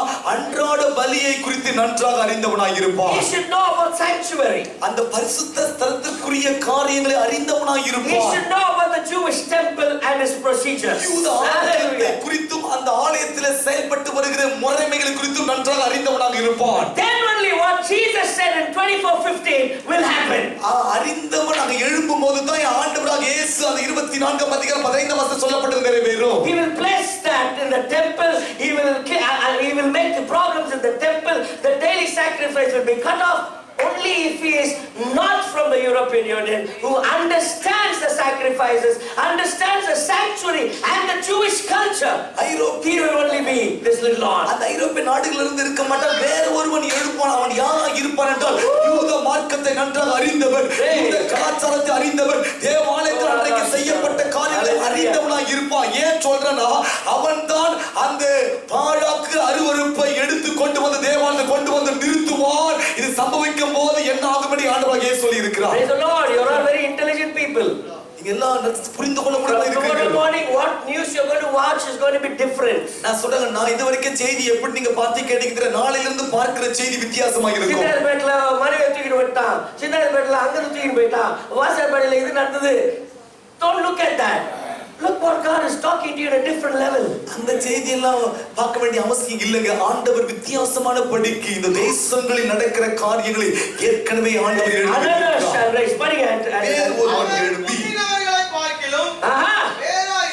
Praise the Lord. He was divorced from the others. மற்றவர்களோட அவன் வேற தனியாக இருப்பான். He is a new person. அவன் வேறொருவன். Amen. நான் படிங்க. மூன்று ராஜாக்களை தாழ்த்தி போட்டு உன்னதமானவருக்கு விரோதமாக வார்த்தைகளை பேசி பாருங்க, கேரக்டர்ஸ் எழுதிட்டே வாங்க. அவன் உன்னதமானவருக்கு வார்த்தைகள் will be talking against உன்னதமானவருக்கு விரோதமாக Now we are coming to another main point. முக்கிய குறிப்பு வருகிறது. உன்னதமானவருடைய பரிசுத்தவான்களை ஒடுக்கி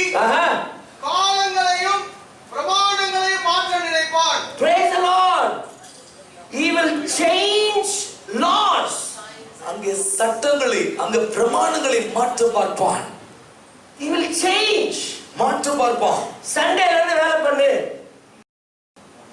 சண்டேல இருந்து நீ சர்ச்சுக்கு போகாத. சண்டே உனக்கு இல்ல. 6 நாளா he will change something. They change the law. காலங்களை மாற்ற பார்ப்பான். பிரமாணங்களை மாற்ற பார்ப்பான். The whole world will look at this. Changing the timing, changing the law. பிரமாணங்களை காலங்களையும் மாற்றுவது உலகம் காண போகிறது. Understand? வெறும் பைபிளை படிச்சிட்டு மூடி வச்சிட்டு நல்லா பேசிட்டாருன்னு போறதுக்கு இல்லைங்க. For the Christians, the saints to understand what is going to happen. He's going to change laws. He's going to change the times. காலங்களையும் பிரமாணங்களையும் மாற்றுவனாய் இருப்பான் என்று வேதம் சொல்லியிருக்கிறது. கிறிஸ்தவர்கள் இன்றைக்கு நன்றாக புரிந்து கொள்ள வேண்டும். We need to understand our Bible. We need to understand what is happening here. நம்முடைய கையில கொடுக்கப்பட்ட வேதத்தை நன்றாக புரிந்து கொள்ள வேண்டும். நடக்கிற காரியத்தை அறிந்து கொள்ள வேண்டும். He said, and think to change times and laws. இது படிங்க, அடுத்தது படிங்க.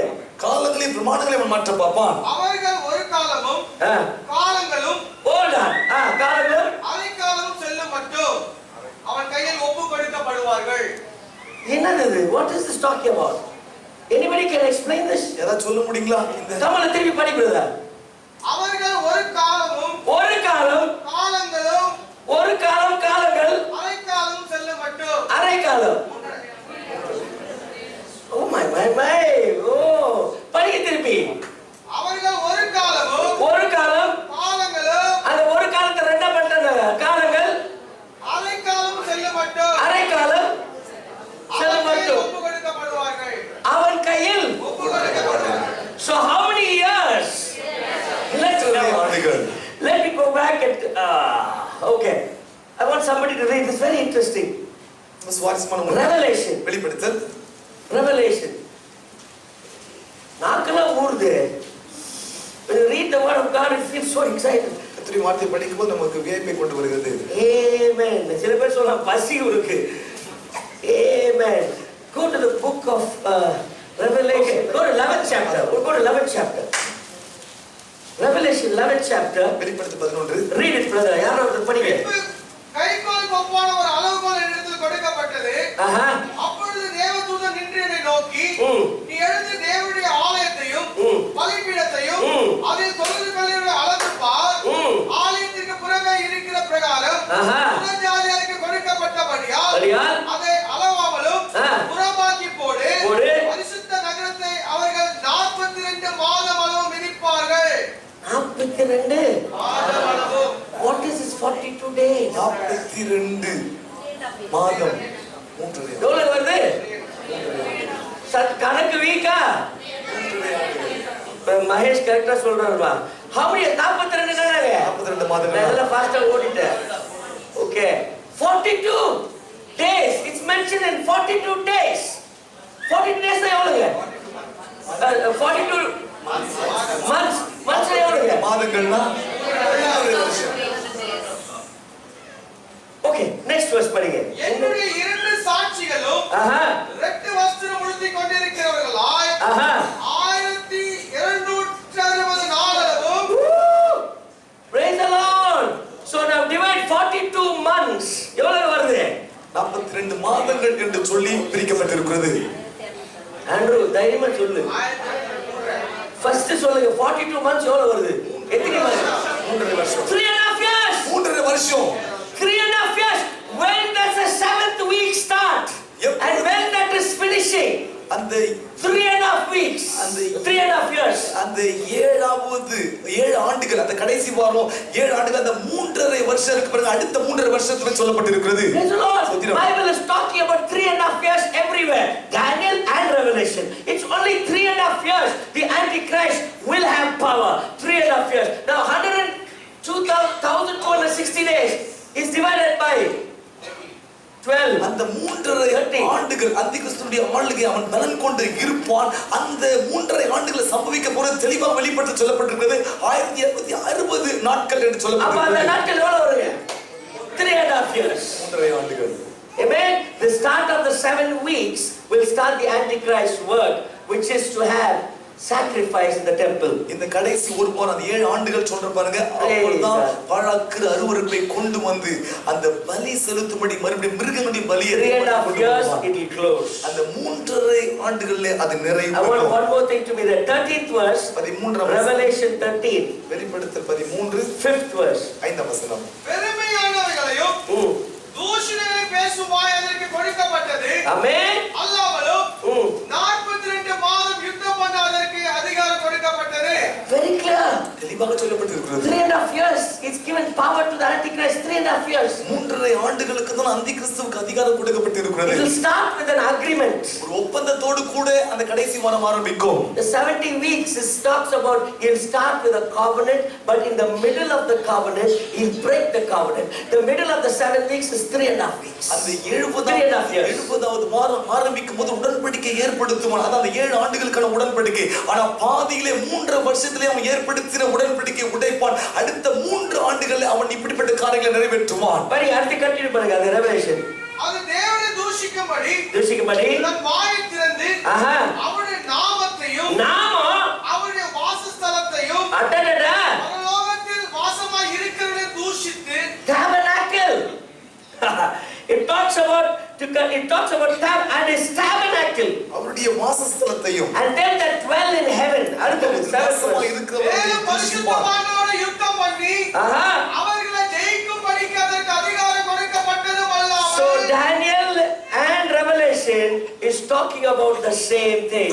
தானியேல்ல சொல்லப்பட்டதும் வெளிப்படுத்தலில் சொல்லப்பட்டதும் ஒரே காரியங்களை தான் பேசுகிறது. This is very nice. You can read in the 12th chapter verses 14, brother, 14. 12-14 வாசிங்க.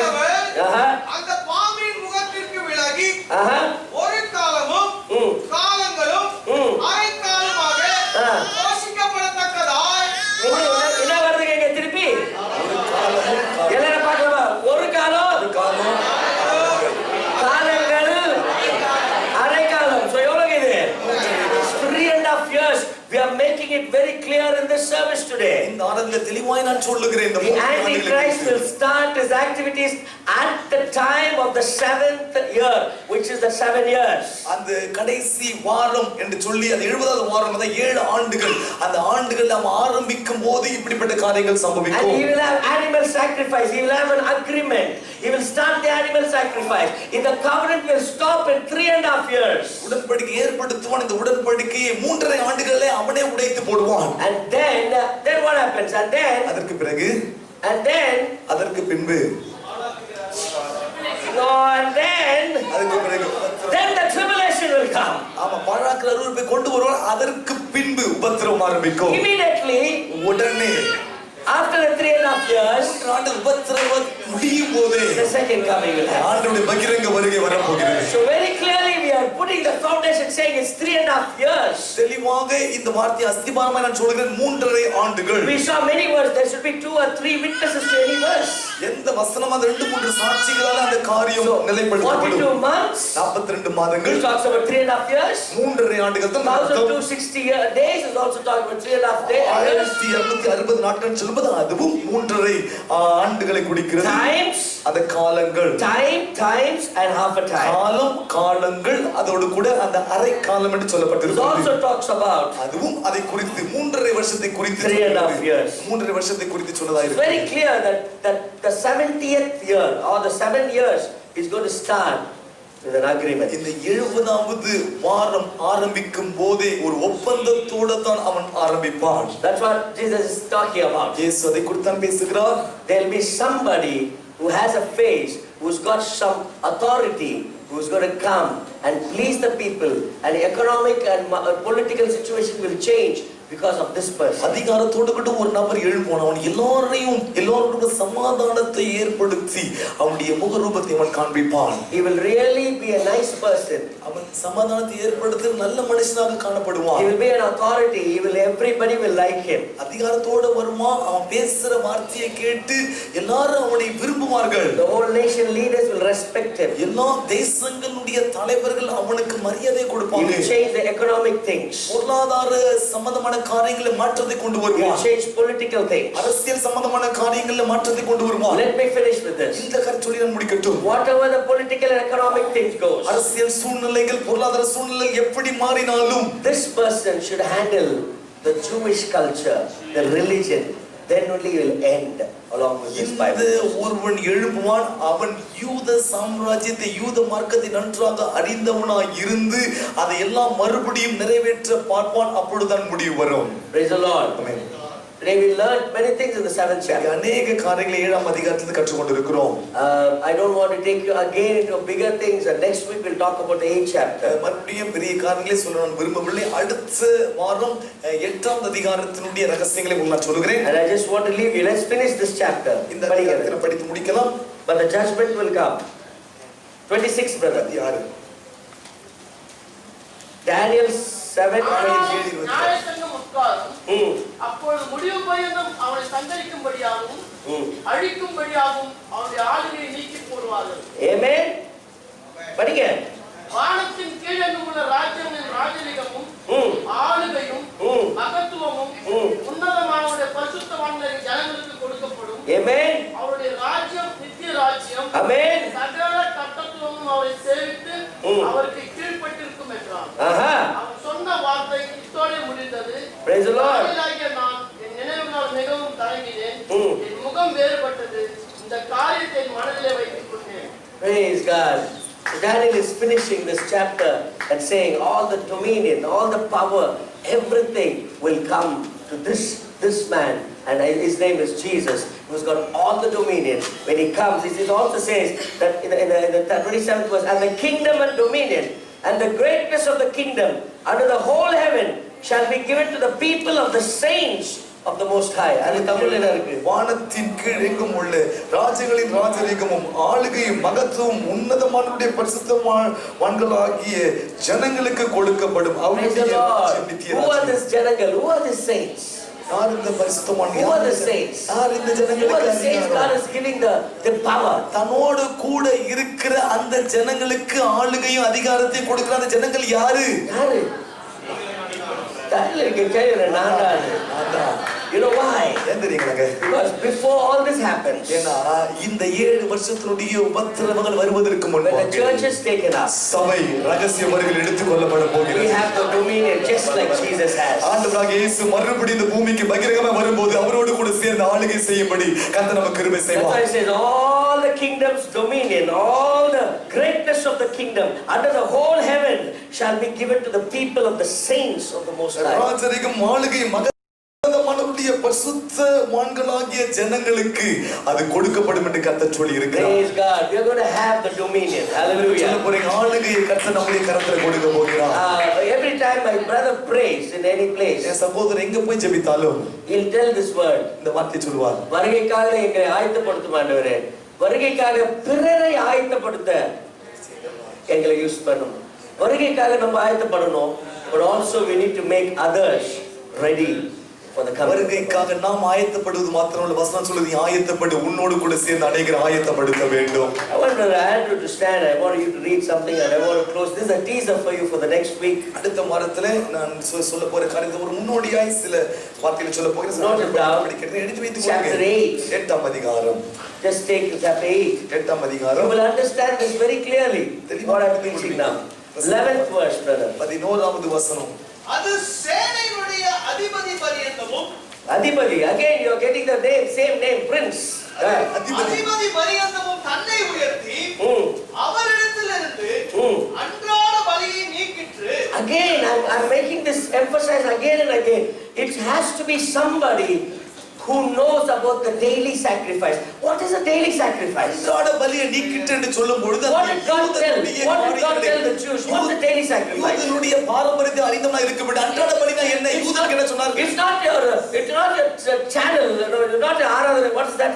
blessing channel. That's not, I'm not talking about what was given to the people of Jews. அன்னைக்கு யூத மார்க்கத்துக்கு யூத ஜனங்களுக்கு அன்றாட பலினா என்ன சொல்லிருந்தாரு? The lamb has to be sacrificed in the morning. காலையிலே ஒரு ஆட்டுக்குட்டியை பலி செலுத்த Then in வேண்டும். the evening, before your sun goes down, you need to have another sacrifice. சூரியன் அஸ்தமிப்பதற்குள்ளாக இன்னொரு பலியை நீங்கள் செலுத்த வேண்டும். That's the daily sacrifice they made in the temple. அதுதாங்க தேவ ஆலயத்திலே அன்றாட பலியை யூதர்கள் ஆண்களிலிருந்து செலுத்தி வருகிறார்கள். God is showing the end times to Daniel in the 8th chapter. இந்த கடைசி காலத்தில் நடக்க போகிற காரியத்தை தானியேலுக்கு கர்த்தர் காண்பிக்கிறார். Funny as Andrew. வாசிக்கலாம். அவருடைய பரிசுத்த ஸ்தானம் தள்ளுண்டது. தள்ளுண்டது.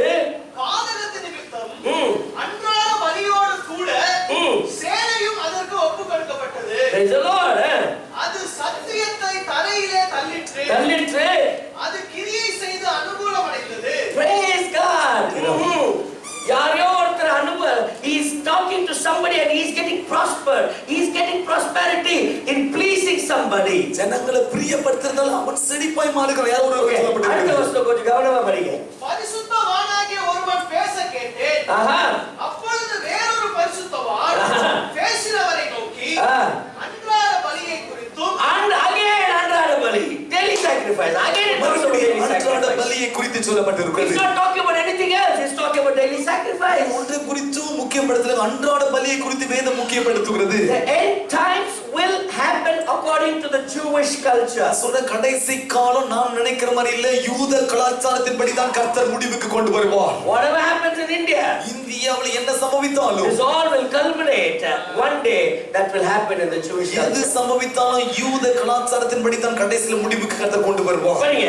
அன்றாட பலியை குறித்தும் பால் கடிப்பை உண்டாக்கும் பாதகத்தை திருப்பி அந்த transgression of above desolation. வாழ்க்கடிப்பை குறித்தும் சொல்லப்பட்டிருக்கிறது. பரிசுத்த ஸ்தலமும் சேனையும் மிதிபட ஒப்புக் கொடுக்கப்படுவதை குறித்தும் Again, three words: sanctuary, பரிசுத்த ஸ்தலம், daily sacrifice, அன்றாட பலி, transgression. மீறுதல்.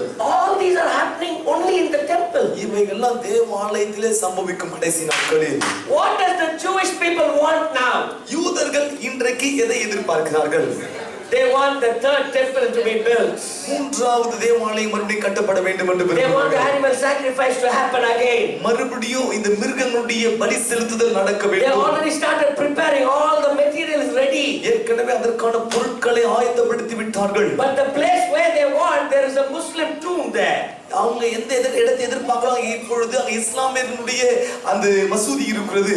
If they have to have an agreement between the Muslims and the Jewish people, அந்த இஸ்லாமியர்களோடு கூட அந்த யூதர்கள் அங்க ஒரு ஒப்பந்தத்தை ஏற்படுத்தினால்தான் they can build the third temple there. மூன்றாவது ஆலயத்தை அந்த இடத்துல கட்ட முடியும். If they build the third temple, அந்த மூன்றாவது they ஆலயத்தை can have a daily கட்டுவார்கள். sacrifice. அன்றாட பலியை மறுபடியும் கொண்டு வருவார்கள். That is how God has given, very scripturally He's given everything. படிங்க brother, last படிங்க. வாசிக்கலாம். அதுதான் ஆண்டவர் தெளிவாக இந்த வார்த்தைகளை சொல்லி இருக்கிறார். ஒப்புக் கொடுக்கப்படுவதை குறித்தும் உண்டான தரிசனம் எது வரைக்கும் இருக்கும் என்று கேட்டால் எது வரைக்கும் இருக்கும்? How long this will happen? What will happen? How long? எது வரைக்கும் இது நடக்கும்? சில பேர் பின்னாடி இருக்கவங்க புரியாம இருந்தாலும் பரவாயில்ல, சொல்லுங்க எத்தனை நாள் வரைக்கும் நடக்கும் இது? He's asking how long this will happen? What will happen? எவ்வளவு காலம் நடக்கும்? எது நடக்கும்? Daily sacrifice. அன்றாட பலி. Daily sacrifice எவ்வளவு நாள் நடக்கும்? எவ்வளவு நாள் நடக்கும் கேக்குறாங்க. எவ்வளவு நாள் நடக்கும்? என்ன பதில் சொல்றாரு பாருங்க. அவன் என்னை நோக்கி 2340 நாற்பகல் செல்லும் வரைக்கும் இருக்கும். Praise the Lord. பின்பு பரிசுத்த ஸ்தலம் சுத்திகரிக்கப்படும் என்றார். Hallelujah. பின்பு பரிசுத்த ஸ்தலம் சுத்திகரிக்கப்படும் என்றார். Today we learned about this 3.5 years and the 7 years so beautiful. இந்த 7 ஆண்டுகள்ல 3.5 ஆண்டுகள் என்ன நடக்கும், அடுத்த 3.5 ஆண்டுகள் என்ன சம்பவிக்கும் என்று சொல்லி திட்டமாக தெளிவாக இன்றைக்கு அறிந்து The only கொண்டிருக்கிறேன். thing I want the church to understand this. நான் சபைக்கு இதை நான் சொல்ல விரும்புகிறது என்னவென்றால், Come out of your unholy things. அசுத்தமான காரியங்களில் ஈடுபட்டிருப்பின் அதை விட்டு சபை வெளியே வர வேண்டிய ஒரு காலகட்டத்தில் வாழ்கிறோம். More time to be holy because it's the end times. கடைசி காலமா இருக்கிறதுனால அசுத்தத்திற்கு நேரம் செலவழிக்கிறதை விட பரிசுத்தம் உள்ளவன் இன்னும் பரிசுத்தமாக வேண்டும். பரிசுத்தத்திற்கு இன்னும் அதிக The way you talk, the way you walk, பேசுற விதம், நடக்கிற விதம், the way you behave in your office, the way you behave in your house, எப்படி அலுவலகத்துல நீங்க நடக்கிறீங்க, எப்படி வீட்டில நடக்கிறீங்க, it should show that you are a saint of God. வீட்டில எப்படி இருக்கலாம் அப்படிதான் அலுவலகத்துல வெளியே இருக்கும் பொழுதும் அப்படி இருக்கும்போது கர்த்தருடைய பரிசுத்தமாங்கள் என்று சொல்லி விளங்கும். Otherwise will not be in the rapture. Let me be very honest. I can be a pastor. I want everybody to come. நான் போதகனா இருக்க எனக்கு ஆசைதான் எல்லாரும் ஆண்டவர் வருகையில் இருக்கணும், ரகசிய வருகையில் சொல்லி. ஆனா நான் உண்மையா ஒரு காரியத்தை வார்த்தைப்படி இன்னைக்கு சொல்லுகிறேன். You're not seeing a statue. இங்க ஒரு சிலையை நீங்க பார்க்கவில்லை. You're not seeing a cow. இங்க ஒரு மாடை பார்க்கலங்க. You're seeing a holy God. இங்க வந்து விக்கிரகத்தை வணங்க யாரும் வரல. பரிசுத்தமுள்ள ஒரு ஆண்டவர், பரிசுத்தர் இன்னைக்கு நம்முடைய வாழ்க்கையில உலாவிக் கொண்டிருக்கிறார். Antichrist knows this. அந்திகிறிஸ்துவுக்கு தெரியும். He wants to spoil that holiness in the temple of God. தேவனுடைய ஆலயத்தில் இருக்கிற அந்த பரிசுத்தத்தை பரிசுத்த குலத்தில் ஆக்க வேண்டும் என்று சொல்லி அவர் விரும்புவார். God doesn't like idol worship. விக்கிரக ஆராதனை ஆண்டவர் அருவருக்கிறவர். It can be any idol what you have in your house. எந்த விக்கிரகத்தை வீட்டில வச்சிருந்தாலே ஆண்டவர் அருவருக்கிறார். It can be any idol in your heart. உன் இருதயத்துல எதை விக்கிரகம் வைத்திருக்கிறீங்க? Jesus is not your priority. That you have an idol worship. நான் சொல்றேன், உன் இருதயத்துல ஆண்டவராக இயேசுவை தவிர வேற எதை பெருசா வச்சாலும் அது அவருடைய பார்வைக்கு விக்கிரகம் தான். Your wife, it is your son, it's your daughter, it's your job, it's your land, it's your property, anything except Jesus. If they are first in your life, you are not living a holy life. இயேசுவை உயர்த்தி வைக்கவோ இருதயத்துல உன் மனைவி, உன் பிள்ளைங்க, உன் கணவர் அல்ல உன் சொத்து, உன் பணம் பெருசா இருக்கணும். என் ஆண்டவருக்கு அது விக்கிரகம் தான். First thing is Jesus. சொல்லுங்க, என் சொத்து முக்கியம் இல்ல, என் பிள்ளைங்க பெருசு இல்ல, என் இருதயத்துல பெரியவர் உண்டாக்கணும். அது நான் ஆராதிக்கிறேன். The tribulation, Lord. அவனுக்கு உபத்திரவ காலத்தை இருக்கக்கூடாது. I want to tell the young people. வாலிபருக்கு நான் சொல்றேன், Lot of temptations are there now. அநேக சோதனைகள் கடைசி நாட்கள் நடந்து கொண்டிருக்கிறது. Lot of temptations. அநேக சோதனைகள். Some of them come and tell me, Pastor, I have a lot of temptations. ஒரு சில வாலிபர்கள் சொல்றாங்க, அநேக சோதனைகள் எங்களுக்கு வருது. There are many pastors. One pastor came and told me in one of the things that I have temptations. இவ்வளவு சோதனை எனக்கு இருக்குன்னு ஒரு போதகர் இடத்துல வந்து சொல்லி இருக்கிறார். Until you are holy பரிசுத்தமா மாற வரைக்கும் in your thoughts, in your mind, in your walk, சிந்தையிலே, உன் மனதிலே, உன் நடக்கையிலே பரிசுத்தமாய் மாறுகிற வரைக்கும் you can never be the saints which is mentioned in the Bible. நான் சொல்றேன், கர்த்தருடைய பரிசுத்தமானதை எளிதா படிச்சுடுறேன். இந்த உலகத்துல வாழுவனுடைய பேச்சிலே, நடக்கையிலே, செயலிலே எல்லாவற்றையும் Let me tell you, you will be பரிசுத்தமாய் surprised that some of the people whom you think are holy and you think you'll be the saints, they may not be there. நீங்க பார்க்கிறதுக்கு பரிசுத்தமானதா தெரிவாங்க, ஆனா ஆண்டவர் ரகசியங்கள் இருக்க மாட்டாங்க. அது நம்முடைய கண்ணிலே பார்க்கிற பார்வை. Be careful. கவனமா இருங்க. டிவில வரவங்க எல்லாம் holy இல்லங்க. You think that everybody postல பார்க்கறவங்க holy இல்ல. You cannot say people whom you think அவர் அங்க இருப்பாரு, அவர் அங்க இருப்பாரு, அவர் எப்படி, you may not know their life. நாம் வெளி தோற்றத்தை பார்க்கிறோம், அவருடைய வாழ்க்கை நமக்கு தெரியாது. ஆனா இருதயங்களை ஆராய்ந்து அறிந்த ஒரு ஆண்டவர். But I'm telling the church today, இன்றைக்கு இருக்கிற சபையாருக்கு ஒரு காரியத்தை சொல்ல we are விரும்புகிறேன். running a race to the end time. நான் சொல்றேங்க, கடைசி காலம் கேள்விப்பட்ட நாட்கள் முடிந்து விட்டது. கடைசி கால ஓட்டத்தில் இன்றைக்கு நீங்கள் நானும் If you ஓடிக்கொண்டிருக்கிறோம். want to have the dominion over heaven, அந்த பரலோகத்தில் இருக்கிற சகலவற்றுக்கு ஆளுகை உங்களுக்கு வேண்டுமானால் you should live a holy life now. நான் சொல்றேன், இன்னைக்கு பரிசுத்தமா வாழ்ந்தாதான் அந்த பரிசுத்தரோடு கூட ஒரு நாள் ஆளுகை செய்யும்படிக்கு நம்மை கொண்டு Bible வருவார். clearly says, வேதம் தெளிவாக சொல்லுகிறது, as I am holy, நான் பரிசுத்தராக இருக்கிறது போல நீங்க பரிசுத்தமா இருங்கள். there's no substitute for God's holiness. யாருக்கும் ஒப்பிட்டு ஆண்டவர் சொல்லல, அவங்க இப்படி இருக்கிறது போல, இவங்க இப்படி இருக்கிறது போல. அவர் சொன்னார், நான் பரிசுத்தராக இருக்கிறது போல என்னை பின்பற்ற என் ஜனமோ பரிசுத்தமாக இருக்க வேண்டும். I'm telling you, do not judge anybody, brothers and sisters. Don't judge anybody. சகோதர சகோதரி, ஒரு காரணத்தை சொல்றேன், இந்த உலகத்திலே உங்க சிந்தையை வைத்து யாரையும் நியாயம் தீர்க்காதீங்க. Don't use loose words against anybody. யாருக்கு விரோதமா அவசரப்பட்டு வார்த்தை விட்டுடாதீங்க. Your words are important. நீங்க பேசுற ஒவ்வொரு வார்த்தை முக்கியமான ஒன்று. They give life or death. நான் சொல்றேங்க, மரணமும் ஜீவனும் உன் நாவின் அதிகாரத்தில் இருக்கிறது. Do not gossip, do not rumor, do not talk. Say, live for God. That's enough. மற்றவங்களை பத்தி புறக்கூடாதீங்கம்மா, அவமதிப்பா பேசாதீங்க. ஏன்னா ஆண்டவர் சொல்றது தெரியுமா, நான் வாழுகிற இந்த நாட்களில் என் ஆண்டவருக்காக உண்மையாய் பரிசுத்தமாய் நான் வாழ வேண்டும். அவனுக்கு ஏற்ற தக்க பலன் அவரோட கூட. If I am doing something wrong, God will give me the reward. You don't judge me. நான் ஏதாவது செய்யறேனா அதுக்கு நியாய தீர்ப்பு நாள்ல ஆண்டவர் எனக்கான நியாயத்தை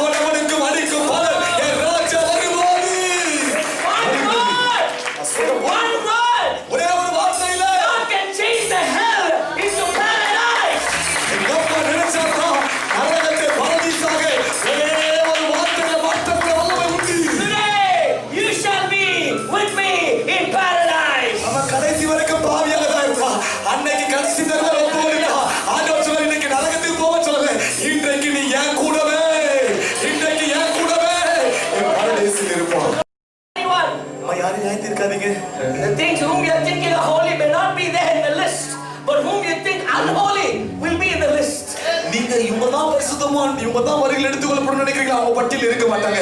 யாரு வரமாட்டான்னு நினைக்கிறீங்களோ அவர்கள் ஆண்டவருடைய பார்வைக்கு பரிசுத்தவான்ல நடப்பாங்க. அவர்கள் ஆண்டவர் வரும்போது ரகசிய வருகையில் எடுத்துக்கொள்ளப்படுவாங்க. The dominion in heaven. பரலோகத்துடைய ஆளுகை உங்களுக்கு You're வேண்டும். going to come with the Son of Man, Jesus in the glory. மனுஷகுமாரன் மகிமையிலே இரண்டாவது வருகை பகிரங்கமாய் வரும்போது அவரோடு கூட வர வேண்டுமானோ? Different body.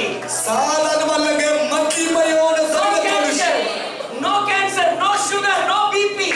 எந்த புற்றுநோயோ சுகர் கிடையாது, பிபி No கிடையாது, water problem, no knee problem, முட்டி வலி கிடையாது, கால் வலி கிடையாது, எந்த பிரச்சனை தலைவலி இல்ல, head problem. தலைவலி பிரச்சனையே கிடையாது. In a new form. சொல்லுங்க. Along with the heavenly Father. Yes, come on. In the dominion, in the dominion. ஓ, இந்த அற்பமான சரீரத்தை அவருடைய மகிமையான சரீரத்துக்கு அறிமுகப்படுத்தி அவரோடு கூட இந்த பூமியை ஆளுகை செய்ய வரப்போகிற பரிசுத்தவானாக இருக்க போகிறோம். How grateful you and me are. எவ்வளவு நன்றி உள்ளவங்களா இருக்க தெரியுமா அப்பாவுக்கு? What He created, He's giving you dominion. இந்த ஒரு கிருபையில ஆண்டவர் பாருங்க, அவர் உருவாக்கினதை ஆளுகை செய்யும்படி இன்னைக்கு உங்களுக்கு எனக்கு கிருபை கொடுத்திருக்காரு அப்பா. ஆமென். Amen. What He created, He said, you have dominion. அவர் உருவாக்கின எல்லாவற்றுக்கும் ஆளுகை ஒரு நாள் நம்முடைய கரங்கள்ல கொடுக்க I'm போகிறார். very excited what God is doing in our church. ஆண்டவர் சபையில செய்கிற காரியங்களை பார்க்கும்போதே பண்ணுகிறேன். Please be honest with God. நான் சொல்றேங்க, நீங்க மனுஷனுக்கு நேர்மையா இருக்கீங்களா இல்லையா முக்கியம் இல்ல.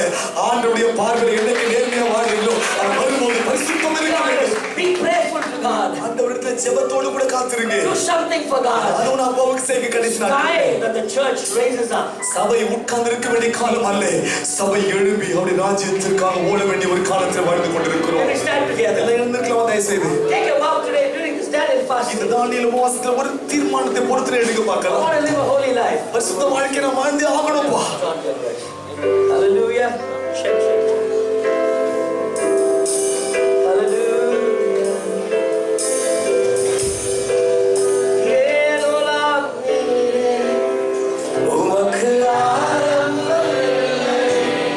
Let's listen to the song and just sing it. என்ன பாடுறீங்க தெரிஞ்சு பாடலாமா? உமக்கு சொல்லமா? எல்லாரும் வாய்களை திறந்து.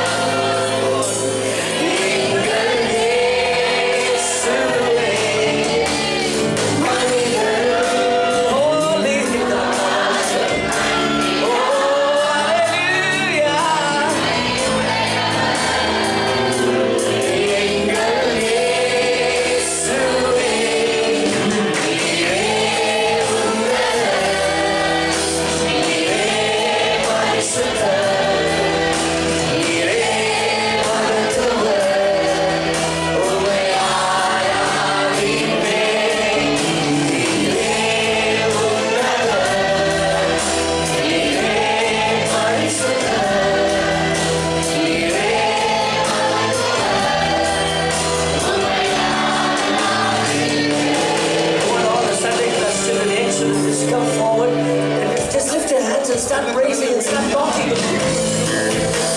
Just talk to him. God, you're such a holy God. You're giving me the dominion. You're giving an unworthy person like me the dominion. I am not holy.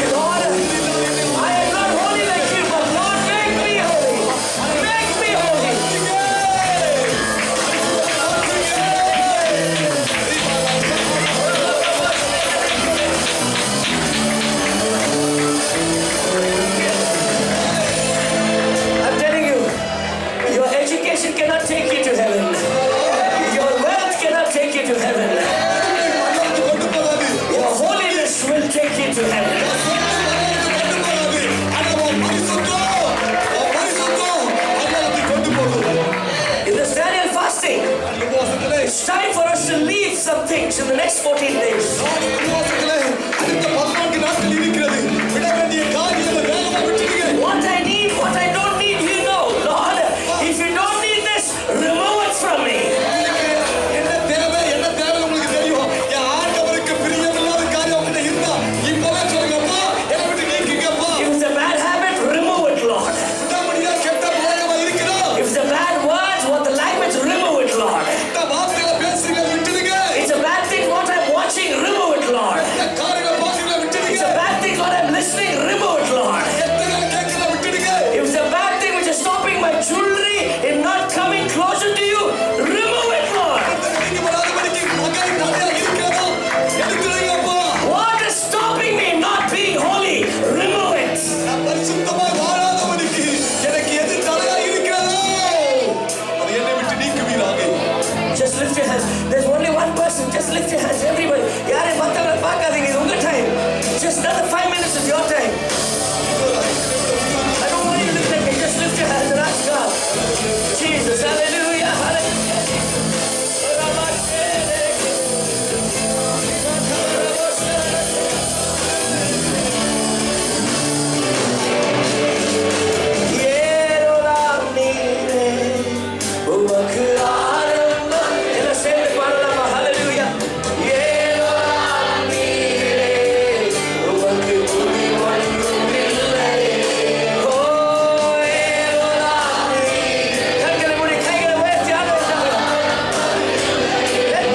see in this church right now.